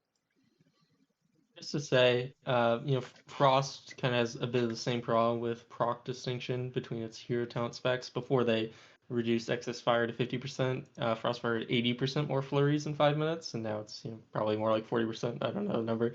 But I think one of the failings that's had for Spellslinger is because to make up for that proc deficiency, they tend to just funnel a bunch of your damage into splinters, and that has its own problem, and I don't think that's very satisfying. I'm a proponent for no auto sent orbs as Arcane, mainly because whenever I was doing like Onsrek and like I'm strafing so I can keep casting and get to my poison puddle or whatever, and then wow, look at that, an Arcane orb just shot out of me, even though I'm kind of staring at the boss, it's still going off the edge. So I didn't really like that, but I mean Spellslinger does feel like a bit of a nothing hero talent now. So Yeah, I really would have liked it if they made it so that the orb went towards your target rather than the way you were facing. It was a bit more controllable with how you were facing, but it created issues, like you said, on Ansarek. I was like S-keying around and shit. You know what I mean? People were like, what the fuck is wrong with this guy? Is he 100 years old? Why is he S-keying? And I'm like, because if I don't, my orb's going to sling out over in that direction, and I'm going to be really upset when that happens. I think a lot of people have proposed that it be a choice node in that regard. I think the biggest solutions are make it go towards the target. Don't let it pull mobs out of combat. I think the mobs out of combat was the big lightning Please. rod that got it changed, and I think it's probably going to be for the worst in from a gameplay perspective. I mean, I the know they thing with probably the orb out of combat thing is like you still have orb barrage, to be fair. So it's like I think they need to do that regardless of the SFT change, because like your orb barrages are still gonna pull, no change on that end. I will say I am actually a fan of both the changes. I 100% agree with the sluggish thing that you noted with Arcane. I think I like the change a lot more for Frost because their cooldown is a lot longer, right? So it just doesn't feel like as bad. Whereas like Arcane, like I noticed you're playing it, and it's like you, especially in Surge, you're getting an orb back like 4 barrages and 3 barrages, and you get it back so fast, it's unreal. I do like that the fact that it acts as like more frequent bad luck protection against like orb barrages that you actually have control over. So I was wondering, like, with the orb travel change that they did, like it travels 70% faster, right? Would it be viable for them to make it so that when you press orb, the global cooldown incurred is much lower? Because they've done that with numerous other spells in the game. Mm-hmm. Like I think they did that in 11.2 with aim shot, because their aim shot cast bar is like 0.3 seconds. So you press it and then it's like you have to wait till you press your next global. I think they've done that with some other spells. I wonder if orb could get that kind of treatment as well, especially because like Arcane is not super fast if you take off SFT. Like if you talk about like that maelstrom of chaos where you're just like machine gunning orb, maybe reducing the global on orb itself could fix some of these issues. But then maybe I don't know if the travel time would have to be good enough to make that not like, oh, I'm gonna orb and then barrage is still on 0 charges, right? That would be bad. I Yeah, I don't think know. that's an interesting one. I think I've also heard people, talk about making it OGCD and cast while casting, kind of like Fire Blast, right? I don't think either of those ideas are really that bad in that regard. I do think, like, I also think you could just buff orbs damage, to be honest. If it were worth the global from a damage perspective, it would feel so much better to hit than it is now, where it's like, it's a really cool spell. It just it's like Scorch. It does piss damage, and you just don't care about that, right? You want the 4 charges, and you're done with it. Obviously, with the tier set, you get some harmony from it. You're getting splinter generation from it, so um, it still has good synergy through the hero tree and the talent tree. But yeah, it's just not a good 1.5 second cooldown like spell, right? Yeah. And from a raid perspective, I'm kind of indifferent on whether the orb auto fires or not. From Mythic Plus, I actually kind of enjoyed it, and Azuna's going to crucify me for this.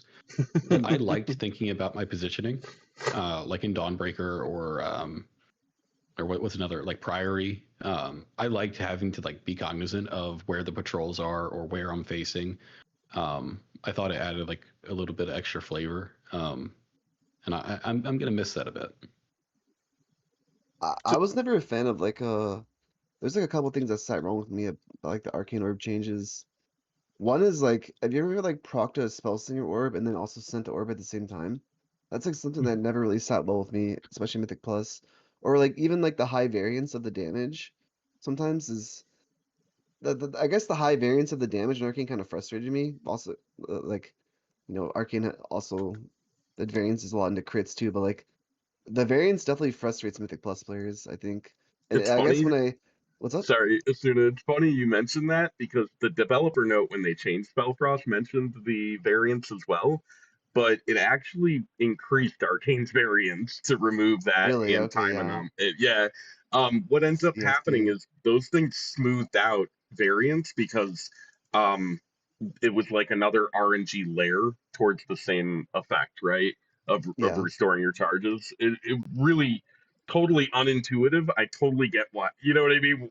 Why the gut would be like, oh yeah, this is gonna make it smoother and less bumps in the damage, but ultimately it just ended up not having that effect, which is really Yeah, I see. That interesting. makes sense. It always did feel like I was in, like, I guess when I did keys on PTR, it did feel like I was a little more in control of my orb damage, where like sometimes I'm just like hammering barrages on live right now and just kind of praying sometimes. But like, I don't know, I kind of I like the change. I do kind of miss the live version though, because I was doing a PTR and it does feel good to just see 5 orbs out at once as Arcane. It's just kind of some little dopamine. I like that. Yeah. You install a weak core every time it procs, and then you're just cha-ching, cha-ching, cha-ching. Yeah, Like, if oh you man, I'm in the casino right now. Like, this is a great yeah, time. if you change it to like a cat meowing, it sounds crazy. Like nice. Yeah, no, I'm gonna miss it, but I understand why they removed it. I think it'll probably be a well received change across the board. I think most people will like it. I personally like chaos. I like degen. I like always having to think about my positioning and facing. Although to be fair, we'll still have a degree of that with Orb Barrage, right? That's still there, and that's Yeah. still a random chance we'll have to consider and measure our range and direction of facing and stuff like that for. I think it's gonna be also the fact that you can control when it's procs as stuff a barrage instead of like the Mistral clip where he just shimmers and then he fires an orb brand. Like that is just terrible, right? At least then it's like, okay, well, if I'm facing someone, I know not to barrage. Like I gotta be careful when I'm barraging, so it's a Yeah, little more in control. The I'm talent was definitely sorry, you go. no by all Oh, means. really? I would say the talent was extremely hell in like Cinderbrew, like what Oh, Degen said about like the positioning, like my tanks are just pissed off at me for always pulling stuff. There's no way this is not happen to everyone and whoever's done keys, and that key is the biggest offender for the random pulling. So the first that room? was Oh my yeah, the god. first room, like the amount of yellow moms he pulls, like it kind of griefs the tanks, and they definitely freak out about it. I And I like pug you and find I the pulled those on position and then... purpose. Yeah, yeah. The clip from Mistral where he was doing the Candle King and he turned and blinked out towards the stairs, and at the same time he turned, the orb launched and it just went down and pulled the skip pack. I've always thought like if that would ever happen, and it's never happened to me, but like the fact that someone did that just made me so happy. Like I don't know, it was just so funny to me. That happened to me on like a Cujo fight where like we were playing like where the entrance is, and like I'm shimmering out of the box, and I just so happened to be at the exact direction, and I barraged. So I fired an SFT orb at one pack, and then my barrage orb at the other pack, and then I proc Great. 5 dogs That's into the good. ball. So okay, and man, I guess the key is bricked. and then you Mutual, just type in mutual. chat fucking Moonkin, right? You know. Dude, That's good. I was just like, oh guys, we have a problem, and like 4 dogs just walk into the pack, and like guys, we proc some extra mobs. Instantly over it. It's so Yeah, bad. the Moonkin feels of this is Gallywix, because their Starfall would reach over to like the other peck of ads that's already spawned. I don't know how many times on Prague my Moonkins were like, oh, incoming.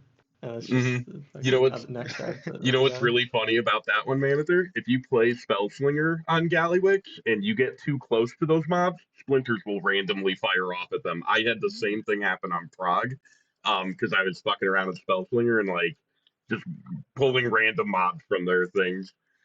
I had this note for Frost that we didn't end up talking about, but that fix for the Splinter Storm bug is really bad. Like if you look at Forge Master next tier, where you have the pylons are up, I think at a 99% damage reduction for a portion of the fight, and you're playing Spellslinger by the specs, and your splinters are going off and hitting those 99% damage reduction mobs. That's a pretty large loss to your damage with how much splinters contribute, and especially if hero talents are going to be evergreen and they really want to carry Spellslinger into next expansion, that kind of needs to be fixed for it not to be terrible on some raid fights, for certainly no reason. And even when you look outside of the fact that it hits a 99% damage reduced mob, for Frost it's very important that it hits the primary target, because we need it to hit the mob that has Winter's Chill in it so it can be shattered. Arcane doesn't really have as much of a concern there, maybe with Arcane Debilitation, but yeah, kind of terrible. There's So also been a bit of a roller coaster with the tier to segue here as well from the Spellslinger side of things, right? We had Harmony triggering intuition when you hit 20 stacks, but 21 if it's missiles, right? Because if you hit 20 with missiles, it didn't count. Still doesn't. But then there was like, it started off a percent chance on splinters, then they made it 100%, and you got two from Arcane Blast, and that felt really good. You were getting intuitions in a competent amount of time in single target, and probably way too much in AoE. Let's be real, right? They nerfed it, they pulled back on it, and it's a bit more normalized in AoE. But the problem is now you you very rarely hit that 20 harmony stack unless you're like intentionally doing it um, in single target, which kind of feels a little bit bad. The good thing is that the intuition doesn't interact directly with the bad luck protection on intuition. So, um, if you proc it from the set, it doesn't reset the bad luck, so you're still getting more intuitions overall, which is nice. I'm gonna move this towards Sun Fury, which it actually surprised me this tier how popular Sun Fury was in raid, because the damage difference was pretty minor, but the mobility trade-off that you get between the two is pretty extreme. Sun Fury outside of like the Arcane Soul window really has to kind of sit there and blast a lot more, where with Slinger you get those orb procs, you get those additional barrages, and you can kind of stutter step around a lot. But if you look at like Warcraft logs, it's a pretty heavy lean towards Sun Fury, which I was not expecting. And going into this next tier, the Sun Fury set, it's shared with Fire, so we get that extended Arcane Soul duration. And I haven't watched too much, but I've seen a lot of clips of people actually leaning towards Sun Fury and Mythic Plus, which again is very surprising to me because of the profile difference. Porum, you want to explain to me why I'm stupid? I don't think you're stupid. I think when it comes to this tier, I probably misjudged a bit of Sun Fury's strength. I also wonder if there's not um, something going on there that is driving that a bit more behind the scenes that we haven't really figured out yet. Um, because on paper they pretty much do the same, right? And the disparity shouldn't be as high as it is in raid that we see. I think a decent amount of it is partially just execute being um, a bit better timed on some of the fights for Sun Fury in that regard. I think that might be one impactor. When it comes to the next patch, though, I'm fully recommending Sun Fury for everything. It is crushing it in, at least on paper, when it comes to multi-target. It's very much competitive with Slinger in most situations, and where it's not, it's pulling ahead in uncapped situations and falling a little bit behind in priority damage. But ultimately, it's Arcane, so the funnel is there regardless of which hero talent you pick. I think the really interesting thing about um, next patch in that regard is our capstone tree or our capstone talents are extremely well balanced compared to previous iterations of the game. Like in Dragonflight, in the War Within, in Shadowlands, BFA, Legion, I can't remember a point in time where we had as much build diversity as we're going to have in 11.2. You can pretty much pick two of the three major capstone lines, and you're good to go. It does not matter which, you know what I mean? Um, so as long as you grab Harmony, as long as you grab Arcane Bombardment, you can pick, to either go down the Aether Attunement line, Magi Spark line, or the Lay Drinker line, and you're in good shape. A lot of that due to the rework of Savant, Mastery, and Resonance, which kind of weakened Barrage's influence on the multi-target rotation. And it's really interesting because Sun Fury right now is veering towards this crab build where like you take Aether Attunement and Lay Drinker and don't take Magi Spark, which was like completely unheard of a patch ago, right? Where Magi Spark was 13%. You know what I mean? It was like not even remotely close to the other capstone talents. So they've done it. We talked about how Fire and Frost are completely uh, pigeonholed into these builds that, it's almost entirely dictated before the patch even begins. With Arcane, I'm not 100% sure which builds are going to be on top at the end of the day. It's going to come down to players and the environments and the fights. Um, and there's going to be a lot of flexibility there. I am really surprised to see people embracing Sun Fury in keys on beta. I think part of it might also be those higher keys where you can leverage a bit more of the soul window.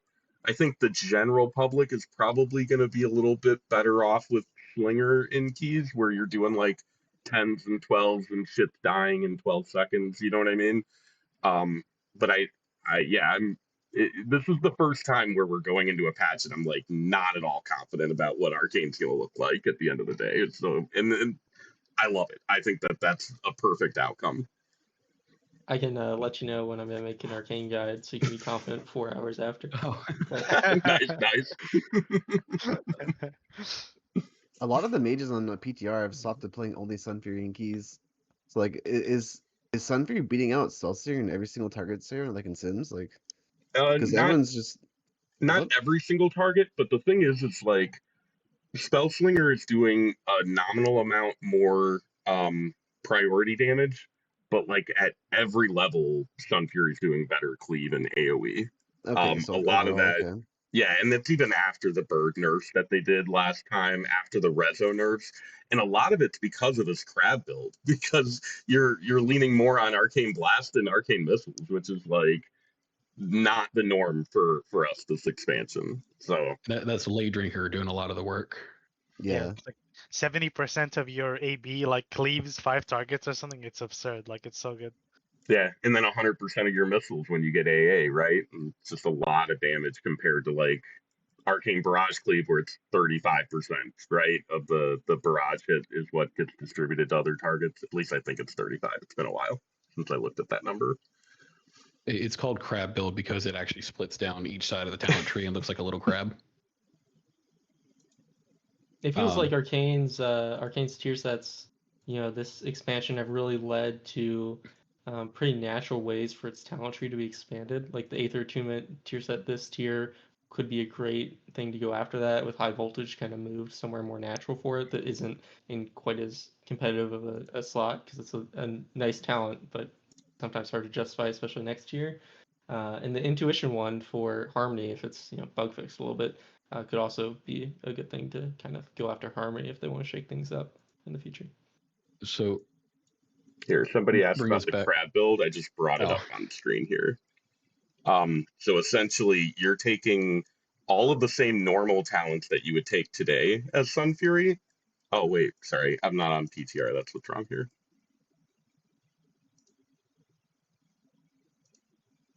And so basically, you can swap Time Loop with Lay Drinker, and this is really going to be what I end up recommending, I think, for Mythic Plus builds.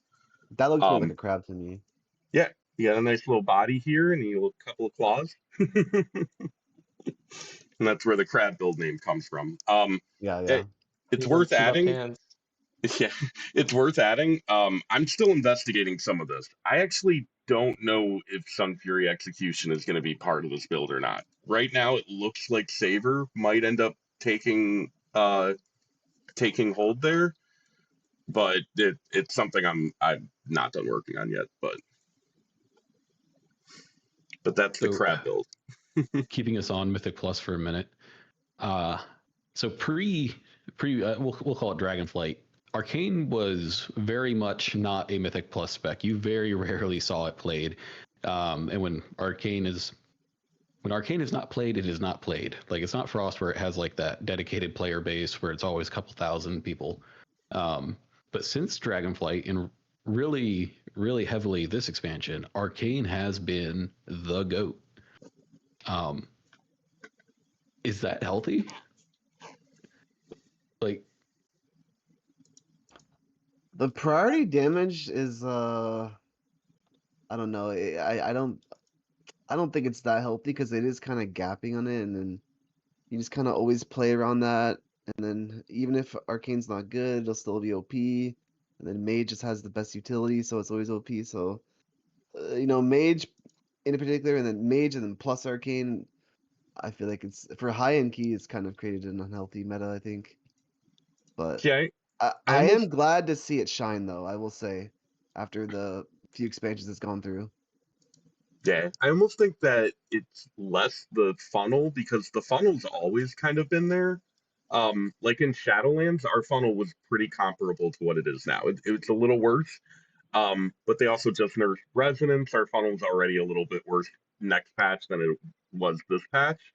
Um, but the defensive power from Arcane is absolutely absurd in keys. Mass Barrier with Prismatic Barrier.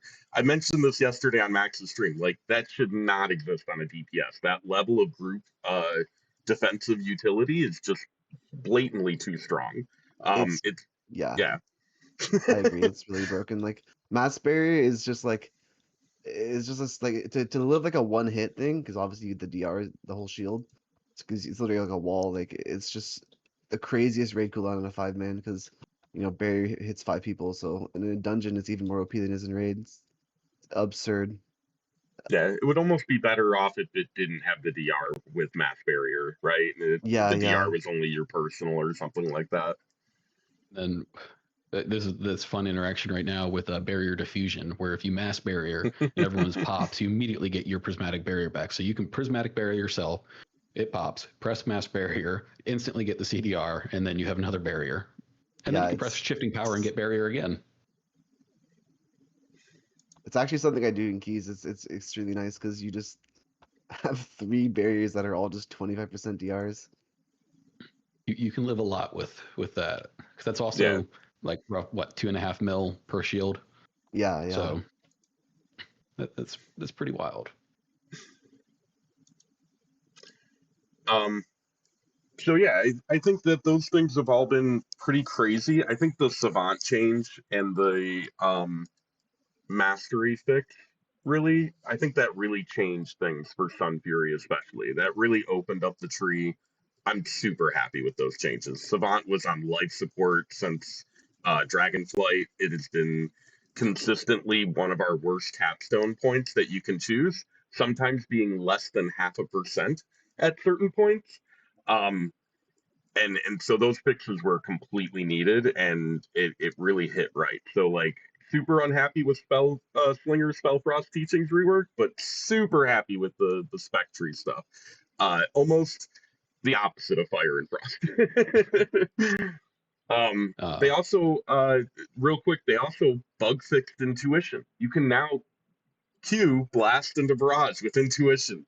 The biggest change ever for that spell, because that was a huge quality of life issue, and it also created a massive headache in theory crafting as well for like trying to understand when to delay cast or when to blast or barrage, basically, right? So super happy with some of the changes they've done with Arcane this patch.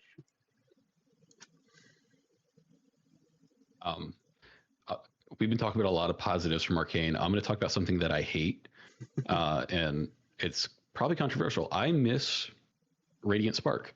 Not necessarily the button itself. You could supplement it with Rune of Power or literally anything else. But what I really dislike is big burn feels great. You do this big setup, you Evo, Surge, Spark, do your thing. And that feels good because you have a lot of setup, you're building up, and then you kind of hit this window. Mini burn, since the removal of ROP and Radiant, is kind of lacking that. And so you just kind of seamlessly transition, touch comes off, barrage, touch, barrage, whatever. And there's like no setup involved into it. So mini just feels really lackluster to me. And I don't know what an easy fix for that would be. I've got no freaking clue either. Honestly, like one of the problems is Magi Spark was supposed to be the complex choice node for our cooldown window, right? It was supposed to be Radiant Spark 2, and it's not. You passively accomplish the task without ever thinking about it in 99% of situations. And in AoE, you just blast after you touch, and that solves it too, right? And it's just like, yeah, they gutted the complexity out of our cooldown window, and I think part of what you're feeling is just like we've always historically had that, right? And they put it into our regular rotation, which worked great for Spellslinger as far as complexity and intrigue, but for Sun Fury, the rotation's just kind of boring, for lack of better words. It's cool. There's things happening in it, and I think it's still fun, but I think as far as like intrigue goes, it's a really boring rotation, right? You only have 3 buttons you hit, and you hit them pretty much the same way every time under the same circumstances, and there's not a whole lot of variance there. I'd take it a step farther and say the Surge Burn also suffers from the same issue.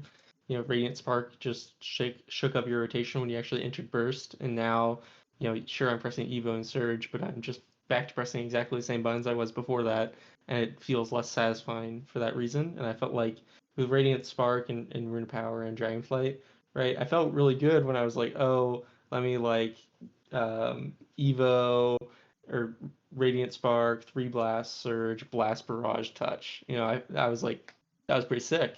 And now, no, doesn't feel that way. But I sympathize with the problem because I agree, but also, like, the Radiant Spark existing in the way that it did created this like vicious cycle of like you apply Radiant Spark and then your 4 casts had to be blast, and if you had to move ever, it was over. Because if you missile, bye Spark, bye damage, like. So then, like, you could say, like, oh, well, then they can blacklist missile. But then if you do that, you just missile, blast, missile, blast still, right? Like, nothing changes. So I agree. I just don't know. Like, I don't think Spark is going to be a satisfying problem because it's just going to create, like, other issues. I think it has to be, like, something else intrinsic to touch that it creates variety in your gameplay in some way. For me, like, personally, whenever I see that kind of thing, my answer is always just create some form of randomness involved. Whether that's like, I don't know, when Touch of the Magi is applied, you get a random number of nether precisions when you like missile or some shit. I don't know, like, something just has to be random to create variety in a boring, low spell count, like, rotation. Maybe something like bumping up the intuition rate during touch windows or something like that, right? Right, just something to make some sort of variety happen in touch. For what it's worth, also, I always like plead to not underestimate the value of just numerical things. If touch did 40% damage and nothing else changed, I think you would enjoy mini more, right? Like, it's not.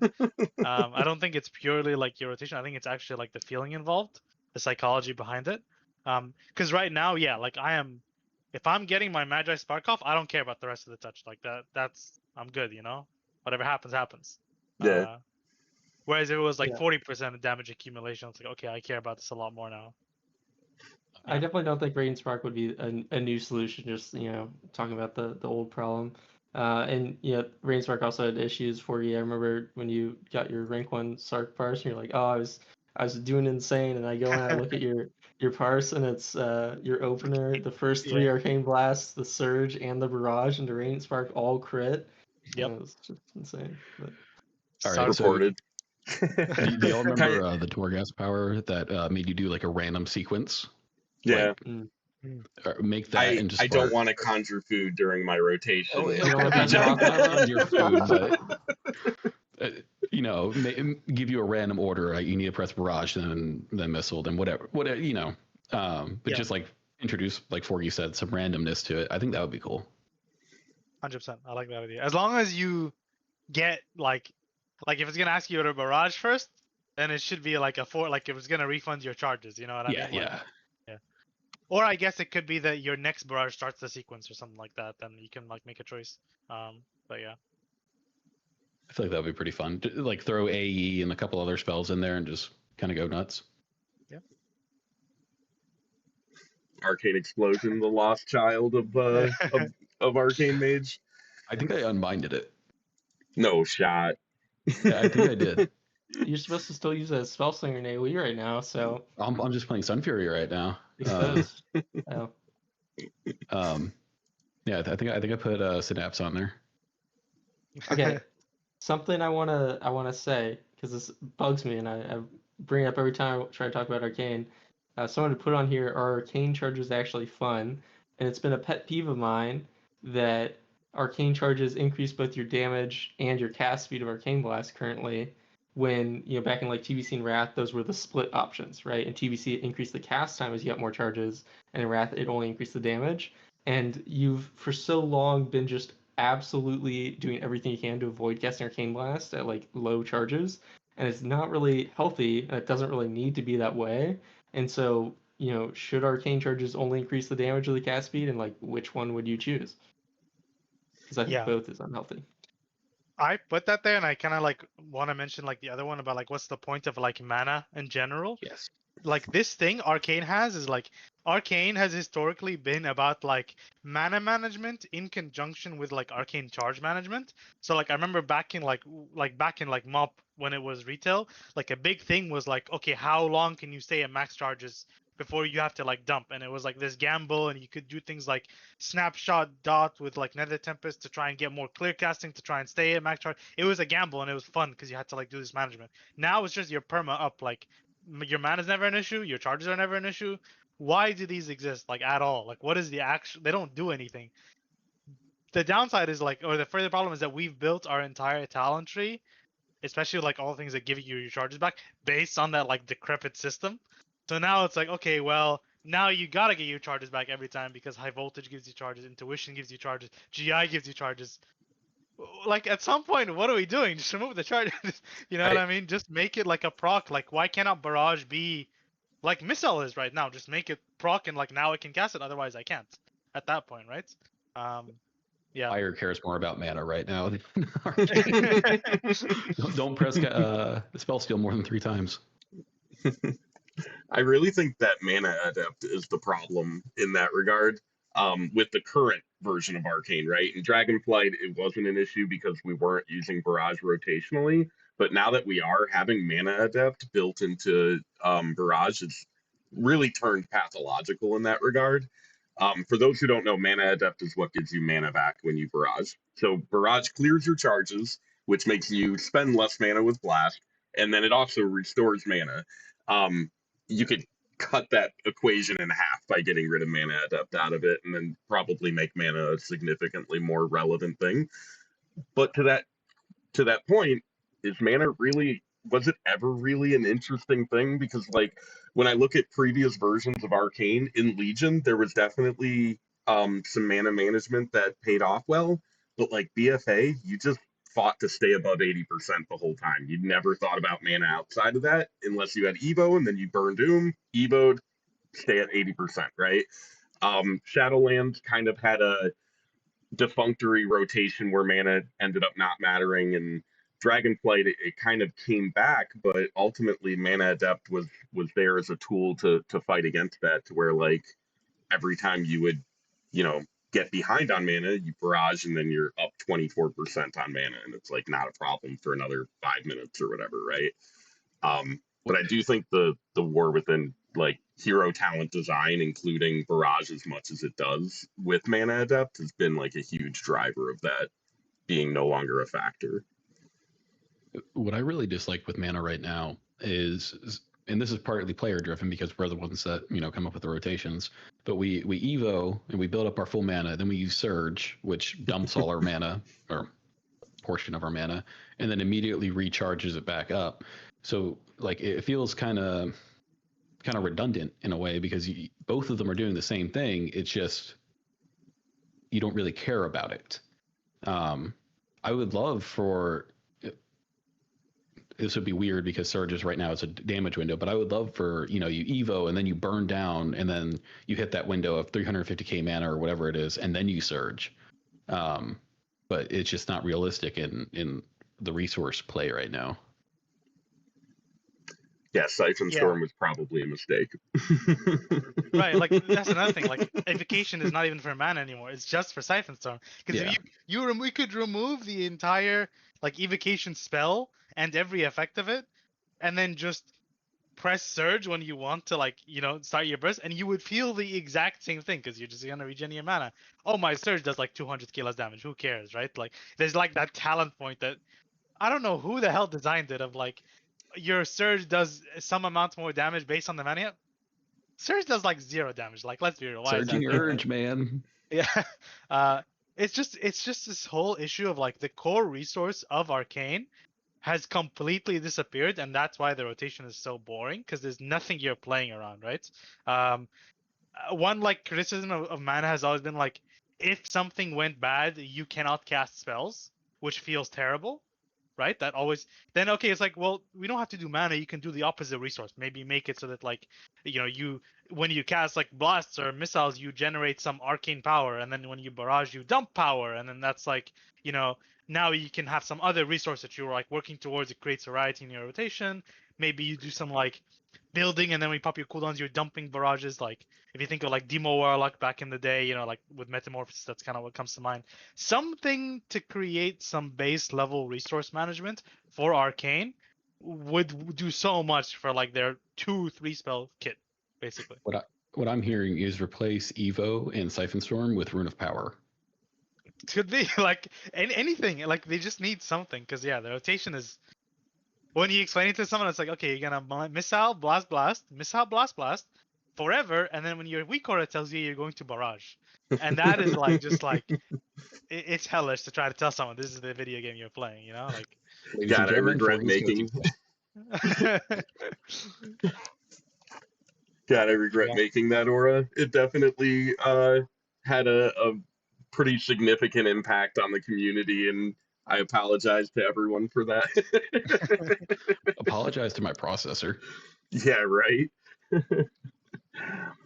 But yeah, I think when it comes to Arcane, there's a lot of really exciting good things coming, but I do think that a lot of the core fundamental problems are all still there in that regard, right? Evo's aesthetic, essentially. The charges and mana don't really work as resources anymore and haven't for a pretty long time, like since Shadowlands started, really. Yeah, there's definitely problems there, and I agree, Forgy, actually. I've had the same thought that they should just replace it with Maelstrom, right? You build up and spend, and rather than, and that would also alleviate a lot of the problems of like Arcane sharing mana formulas with healers, which has been a repeated issue as well. When they fuck with healer mana, it always ends up screwing up Arcane's mana generation in flow as well. As well as we're prone to getting those stupid trinkets that are like healer trinkets, essentially, right? Granted, there was one recently that was a bit more powerful than it should have been, probably the battery trinket from Mechagon, but yeah, the fundamentals are kind of always going to be an issue with Arcane, I feel like, in that regard, because I think Blizzard sees them as like iconic parts of the spec. Same with Arcane Explosion. I've been asking for a decade now for Arcane Explosion to be castable on the target, right? Even an allied target would be better, right? I could make a focus macro on my tank, don't have to go into melee for half of my AoE rotation. That would be, in my opinion, pretty cool. Granted, they just got rid of Arcane Explosion, so that was their solution to that, right? So the last thing I really wanted to talk about Arcane, clipping.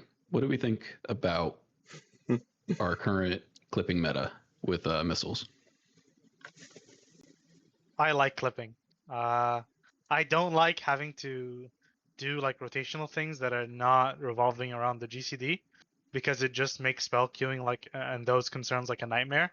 Like a great example is like if you play like Shadow Priest, when you know confidently that like when you channel a Mind Flay Insanity, for example, you can always clip it and or not clip it, but like cue the next spell and you know you're gonna get the 4 ticks off. Fantastic. The moment you have to start channeling for longer than that, it's like okay, you know, am I gonna interrupt this cast too early? Am I gonna lose a tick? Am I gonna have to worry about this stuff? With Harmony, like that still kind of exists when you like clip your missile a little too early if you're supposed to full channel, and then you get like 2 little charges, and it's like, oh well, I guess I lost a tick. That kind of gameplay is just outdated in my opinion. Uh, Obviously no channel macros don't do anything to help that because of spell queue, but yeah, What if it just matched the GCD? So your I would missile be is the okay with that. exact length. Yeah. Yeah, that would be okay with me. No, I I mean, think I that's just the don't perfect like mix. that Go ahead. with a bunch of haste.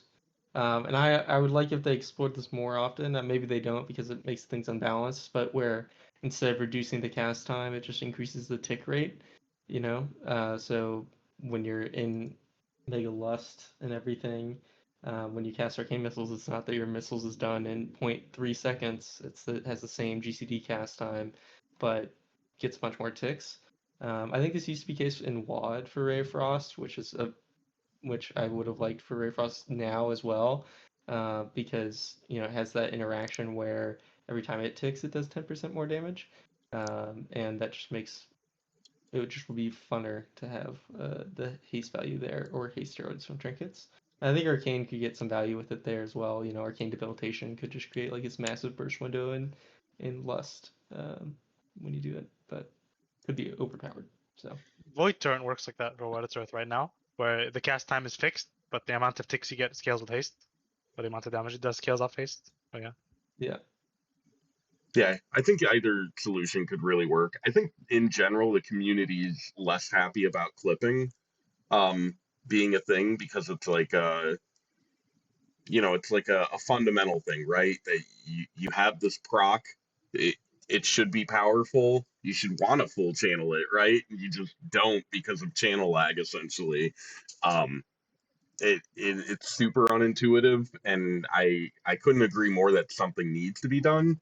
I think there's a lot of options they could approach it with. One of the really interesting ones I thought about a while ago was like it's an instant cast and it puts a buff on you that fires out missiles at your target or something like that, right? There's a lot of approaches to this that solves the underlying issue, um, but ultimately, like I'm not sure that they're going to do any of them because again, Arcane is one of those specs where it's like there are these really iconic WoW things in it, right? Arcane missiles, Arcane explosion. Those are the 2 most iconic WoW mage spells, really, when you think about it. And it's weird because to think of it that way because Frost and Fire tend to be the more popular specs. But I do think that Blizzard has like they have certain lines they're not willing to cross, and I think Arcane Explosion and Missiles might be one of those lines. And so I really hope that they're at least willing to consider like lowering it to the GCD or something because I really think that's like an easy solution that is inoffensive to people, doesn't change much of how the spell works or anything like that, and just in general, it would be really nice if they did something to where like I didn't have to tell people how to clip, right? People didn't have to ask how to clip. It was just like not a question at all. That would be an ideal state for sure. 100% agree. Yeah.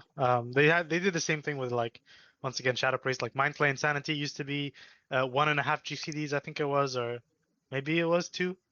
But then they reduced it down to 1 GCD. Instantly, everything is fixed. Fantastic change. All W's, nobody complains.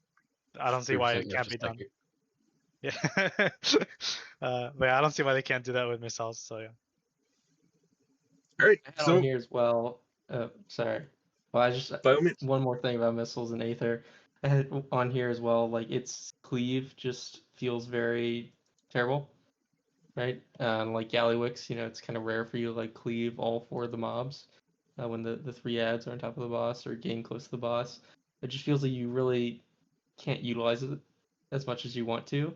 And obviously, what it had when it initially came about, where it was the 40-yard radius cleave, was a bit ridiculous. But I mean, hell, give us half of that. Like, give us 20, and I don't think that's ridiculous to say.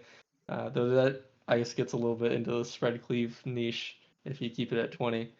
So I Honestly, think sorry, go ahead. I'd say part of that issue, to be fair, is like how like cleaving works with like target hitboxes and stuff, right? Like with because you're cleaving off the center of the hitbox. If the boss is like really tall or really big, like if you miss out the ad, it would hit the boss, but if you miss out the boss, it doesn't hit the ad kind of deal. That is like some core WoW thing that like is so bizarre to me, and like I don't know like why that is not like a big thing that they are like looking at, because it affects every spell. Barrage used to have to deal with this, right? Way back before they changed it into like how it works now with chain lightning stuff. Ignite's a big one. Right. At least I think that's how it works. But Yeah. correct me if I'm wrong. Yeah. Honestly, that's exactly what I was going to say for you. The hitbox issue in WoW is the core fundamental issue with cleaving in general. It's like Eye of the Jailer, right? Is a good example of a boss that is the hitbox is a little high, and as a result, nothing cleaved except for like a handful of specs could cleave the angel above it, and like orb spells just didn't hit, right? They just fall off the cliff and they were gone. I don't remember if Frost did that, but I remember Arcane Orb just literally fell right off the edge, didn't hit the eye at all, nothing. And Nyalotha, N'Zoth is a good example, right? You could cleave Ignite off of N'Zoth on like anything in the whole map practically.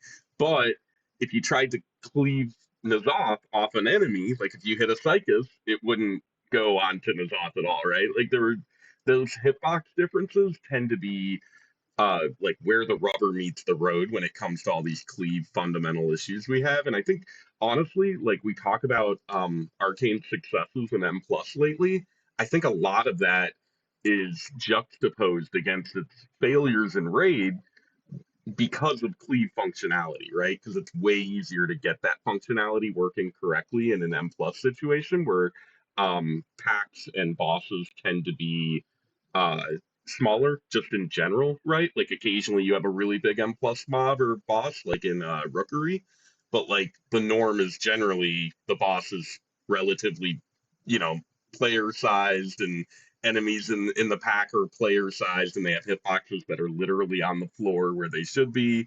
Um, and so yeah, I think that is a much broader WoW issue that like I wish to God they would focus the attention on, because it's definitely something that like players feel at every level of the game and are frustrated with it when it becomes a frustration. And then they're really happy when it's not a frustration, right? When you're like on the spider boss in Vault of the Incarnates, where Ignite hit every mob in the whole map, right? That was perfectly balanced and fine. Yeah. So someone had to humble the boomkins. They're trying to starfall the tiny spiders. Yeah. All right. I usually tried to let the spiders kill them as much as possible. My boomy is the punching bag of my guild, so that's how that goes. Now I'm going to do everyone's favorite thing, and I'm going to make y'all predict what's going to be the play in Raid and in Mythic Plus. You got a spec and hero talent. Forgy, you want to kick us off? I think that we'll be playing in Raid Sun Fury Arcane for a lot of bosses. I think Frost will make a debut. Definitely not playing Fire. I think Sun Fury Arcane, because of the frequency of the damage amps, the timing of the damage amps, and somehow his arcane ability to just always appear, at least as of late. But I am more hopeful for Frost now than ever before, so maybe it will show up. Keys, I'm not entirely sure. I would imagine it's probably still Arcane because of its like cooldown timings and how strong it is, especially with the new like just Arcane Blast gaming, doing AoE damage and stuff. Yeah. Manather? I mean, I'm also I think Sunfury Arcane's gonna be the prog spec for Raid. I don't think there's like really any bosses where I would see you playing Frost, just because of the one that would make the most sense probably is Fractalus. And I think you're going to be so far away on Fractalus that the range issues that Frost has might be prevalent enough that you just decide to play Arcane. And I think Dimensius is going to have similar issues. So I think Sunfury Arcane is probably going to be the raid prog spec. I will say, and I think it maybe surprised people this tier, right? Where when you look at like Warcraft logs, you see Frost is like top mage spec of Gallywix on overall, or like Bandit, similar thing. I think Frost is going to be very, very good at that again, which is patting the shit out of bads.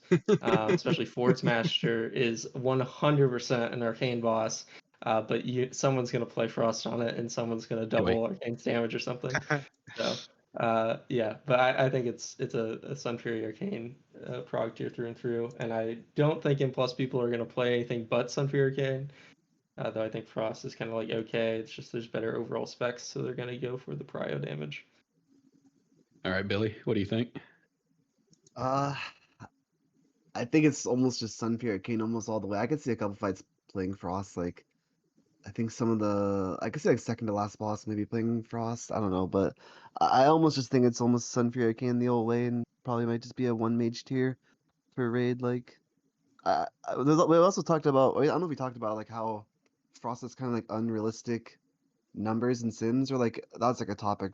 A lot of Frost mages talk about, right? Like, maybe Manather has more words on that, but like Frost sims seems kind of sus sometimes. But and then when it comes to Mythic Plus, like I know I did some double mage keys with Kelt, if I said that wrong, but like even if Frost was to do a little bit more damage, you would still just bring Arcane because of the way it does its damage, right? Like it's just like the boss damage. You pull like 4 mobs on top of a boss, it wasn't even close. Like you just speed the key up so much. Like Mythic Plus, I think it's just a Sunfury Arcane the whole way. And I think raid, yeah, Arcane just gonna sneak its way in.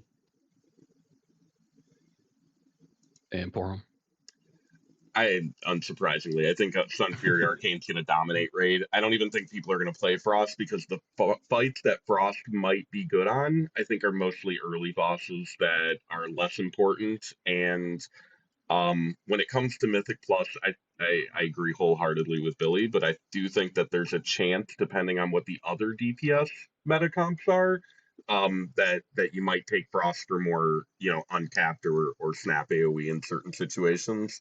But I think it's much more likely that Sun Fury Arcane will be the prio spec that you bring, and you'll just pick your other meta DPS based on who can bring uncapped to complement that. So yeah, probably another Arcane tier. We haven't had one of those in a while, right, guys? I guess going back to the whole prio thing, I think Sin Rogue is a spec that is doing insane in prio, and I think Shadow Priest is also doing insane in prio. These are like two really good specs and keys on PTR. So maybe if those two specs are like powerhouses, then maybe Frost could complement it with the more AoE, because I think Sin and Shadow do a lot of prio at the moment, as far as I know. Warlocks are popping off in prio too right now. Don't let them sandbag and tell you lies. I think Sin magic damage. Like, could it be a bit of a fizz versus? It's partially magic. I think if the build, like right now, for example, Sin plays like a bleed build. So even though like they're like a poison team, a lot of their damage is bleeds. I don't know if that's the same next year, but yeah.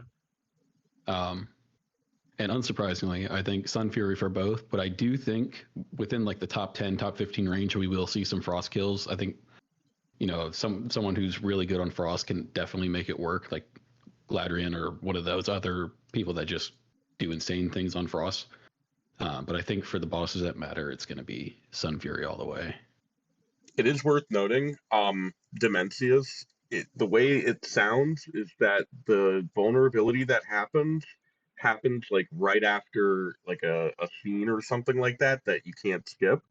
And so Arcane might find a little hard footing to get that burst window right, because I think it's only like 15 seconds. So there might be a bit of a struggle there. You might even like Evo before the cutscene, which is going to be fucking weird, but I could definitely see I could see that being at least one hurdle for Arcane on the last boss at least. So what I'm hearing is Frostfire UI login. Surely. Oh yeah, lock in. I will say, if Sun Fury Arcane is not the playing keys, I would be very surprised to see a mage in the meta. I don't think kind of that agree. I don't think that any of the other specs really bring anything that unique enough. Like Frost does, some AoE damage, but it doesn't do it better than anyone else. Fire, Blizzard hates fire. I just think if it's not Arcane, it's not going to be a mage key. I don't Yeah, see and an M plus meta without a mage, to be honest. Not in the current state of things. We have too many stops. Mass barriers completely overpowered. It's really hard to see a future without mage in the M plus meta. Yeah, I was Keep in actually mind, you need watching a Lux. I was watching a group today. They were playing with an Ellie shaman, and then they died, and they were like, "Oh, this is normally where we mass barrier." And I was like, like is she If only like they had she ancestral shaman doesn't guidance. have shit. Yeah.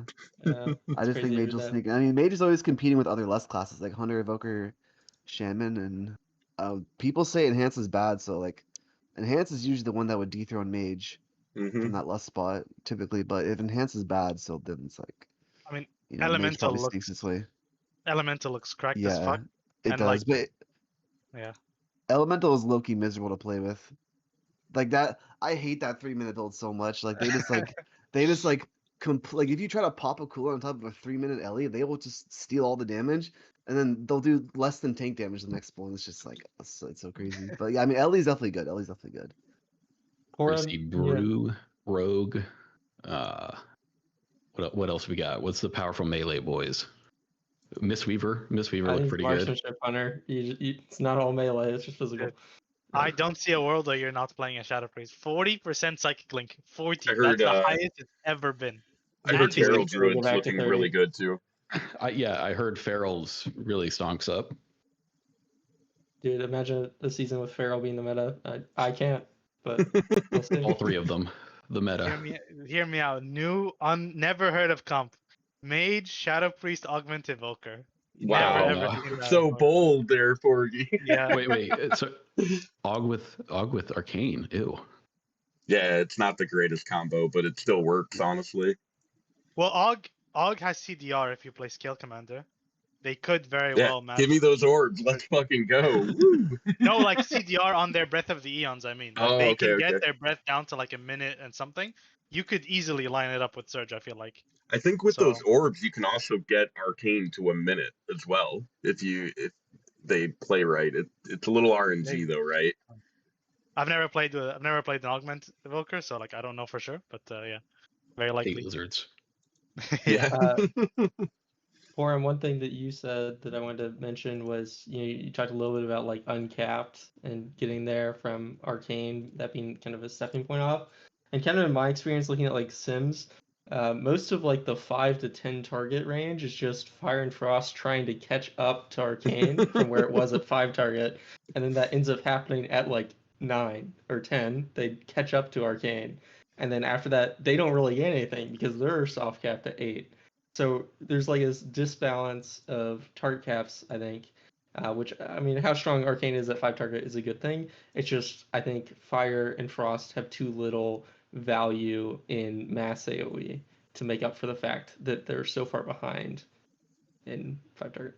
Keep Yeah. in mind though that the number on the sim is not representative to like the spread of the damage. Like you look at current sims, Arcane is the strongest AoE, but when you go into like a key like Priory where you want like the shitter mobs to die, you're not playing Arcane, right? Like you're playing Fire, because you need like shitter AoE basically, right? Whereas Arcane is very much I am going to kill this one guy, but still do really high overall.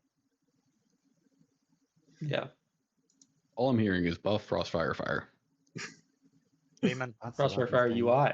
90% damage. Let's No, get the it. SKB is good. SKB Let- is good. Yeah, Let's be before real, the Degen. If we're strong in one area, let's just buff that area and make mage meta, right? Like, Yeah. Fucking Especially if meta, it's man. Arcane. I play World 200. I don't give a fuck about a meta. All right, guys. Do you guys anything else you guys want to talk about before we open up maybe to chat for some questions? If you guys want to ask anything, please throw it in chat. You've got an opportunity here to get 5 yappers yapping.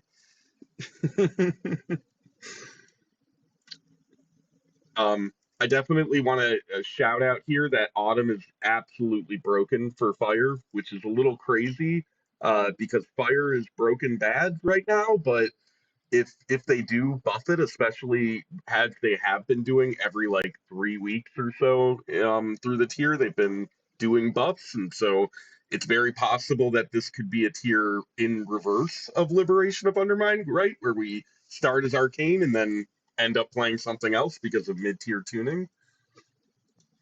All Fire needs is 2 externals. Give them to me. Yep. Ignore the fact that the Evoker is going to do 15% more damage without it, and just give it to me. I always feel like fire sims on logs are always just skewed by PI. What do you guys think? Oh yeah, this season Yeah, especially. definitely. Yeah. Yeah, like I feel like it makes it look better than it actually is. I mean, it's just Um, academic. Like, I hate that, Like, I mean, maybe I'm just saying that as someone who, played Fire for a lot of prog, and the other mage was getting PI, and I wasn't. But that's just kind of terrible. Yeah, I think I it's fucking most hate frustrating PI. because it's CDR as well, not just damage, right? Like you get access to different profiles when you're getting PI versus when you don't, which is especially problematic. So we got a question here. Each of us, if we could change one thing about each mage spec, what would it be? So let's just, to make it a little succinct here, let's just pick one mage spec, one change. Degen, what do you change? Fire burst. Forgy? Like granting hot streak on casts and stuff, not on landing. Manather? Oh, that's terrible. Then I guess all shattering on Fingers of Frost. Billy? This is a weird one. I would actually like if high voltage was like little like less RNG. But obviously it's a talent that we don't probably play, but like you know how sometimes you send an empowered either to missiles and you get one charge on single Yep. target? Like, I never was a fan of that. I don't know how you guys feel, but No, I think that's a good one. I would not mind it at all if high voltage yeah. always did 2 charges or something like. Yeah, exactly. I think it was in Legion or something like that where we always got a charge from using missiles or something. Maybe I'm misremembering that, but I do remember a period in time where we always got a charge from using missiles, which was pretty nice. Mop does that for sure. Okay. I would definitely make Arcane Explosion interact with hero talents. I think that is something really detrimental to Arcane. You want that Um, more than it being ranged? I mean, wow. That's Yeah, crazy. yeah. Let's fix the problems we can. um, so let's see here. If we can make each mage spec have their own hyper-specific niche, what would that be? I think that's a good one. I think from my perspective, I think Arcane already has all the niches it needs. I think it could give Execute back to Fire. I think we all agreed on that. I think Frost really needs to be the spread cleave option. I think that would really open up Frost's relevance in meta to a point where we can look at a fight and all 3 specs be balanced the same and say, hey, Fire's the right spec because I need Execute here. Arcane's the right spec because I need Funnel here. Frost's the right spec here because the mobs are too far apart, right? And stuff like that. Like Council of Dreams or whatever it was in Amir Drasil would have been a clearer Frostbite if that had been the case, and it probably was anyways. But it would be nice to have those clear niches. What do you guys think? I think they just never design anything that's really close to target anymore. It's always, you look at the current council fight, some guy's always leaping around. It's always 3 target nowadays, even if it's not, people are always leaping around and stuff. So I think Frost 2 target isn't functional anymore. Spread cleave is really the only way to preserve it, and I think that the way that you can add spread cleave to the class would functionally change almost nothing about how it plays, but make it stronger, give it more of a presence in raid, and still be satisfying. It's almost like a pseudo psychic link where you treat Splaying Ice as your multi-target hitting, and you cap it much lower, and then you're able to fit that niche. And it has positives, right? One of the main things that people don't really like about Boomkins, about Shadow Priests, about Affliction Warlocks is they end up getting over nerfed because of their capability to do spread cleave. But the more classes you have with that capability, the less that each of them needs to be weaker individually, because you don't need to bring 5 warlocks to one fight. If you have a variety of classes, you can mismatch it and make it work. So It reminds me of the fact that we got mass teleport in the spell data, but they never implemented it. so that there would be a gateway alternative. I think that they should revisit that idea and make sure they make Probably it not for right. Mage. Yeah, Probably not yeah. for Mage though. We probably have I too much. I do think it's a little criminal that Mass Invis is just never used, to be honest. But at least it's there, I guess. So, Yeah. This one I'll direct at Billy because I think you're probably the best equipped for it. What race do you go on as mage next year? Do you think it's another dwarf tier? I would say it's a dwarf tier because in my experience, they've added a lot of magic debuffs, right? Like Halls of Atonement is just like so much magic debuffs, and like maybe Priory or like playing the bleed guys, the knights, whatever they're called. The way I've seen it, the only dungeon I feel like, yeah, like Arakara, like you said, there's like infinite bleeds, poisons. Like you just died as if you don't have dwarf. Like dwarf is the difference of like pressing ice cold or not, and so it's like that just makes it insane.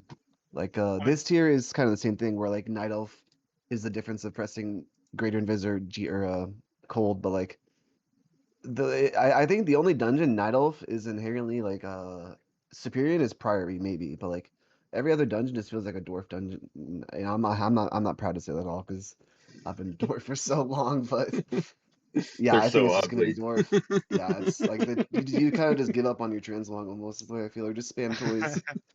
I mean, I the thing wish is, that it has to be dwarf, no? Because there's melt pot now. Like everything you need to melt, you just pot Yeah, it. yeah, Yep. that's true. Do I you just waste ever my G invis. do you ever consider the races that have like a percentage reduction on debuffs? So like Magheart Orc, for example, they're actually one of the stronger DPS races now, and I think it's like 10% less time on curses, poisons, and bleeds, if I Really, remember I actually did correctly. not know that at all. Yeah, so I it actually actually didn't know what that ends up part. happening when you have duration reduction like that is you end up losing the last tick of things. And it That's happens not all the bad. time when you use prismatic barrier on magic debuffs that Oh it yeah. works on because a bunch of them are whitelisted and don't work on it for some reason. Um, but I'm just curious what your thought on that is.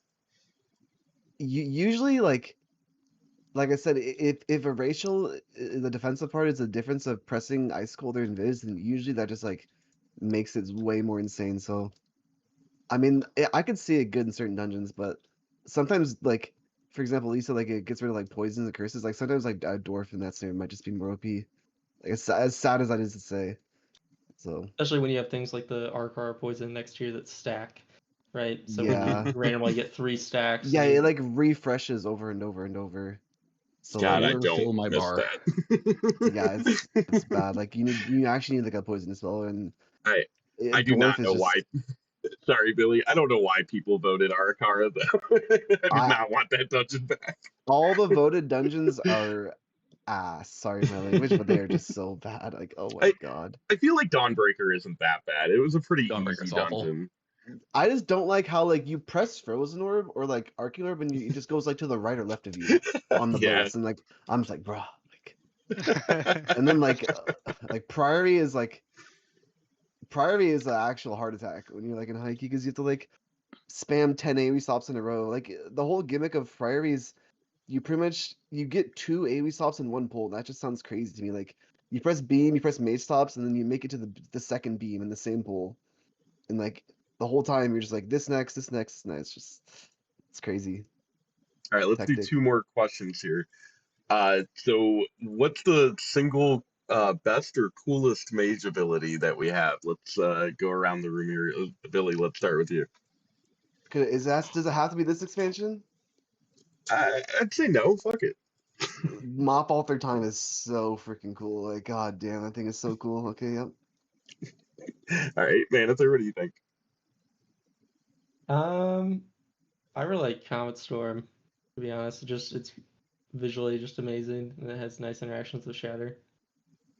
All right, Borgie. Maybe not a surprise. I fucking love SKB. I think that is the Is that ever a since yeah. Well, I mean, kind of right. It's like hardcast pyro, and then like I mean, yeah. I think it's just like the fact that it introduces like flat damage profile.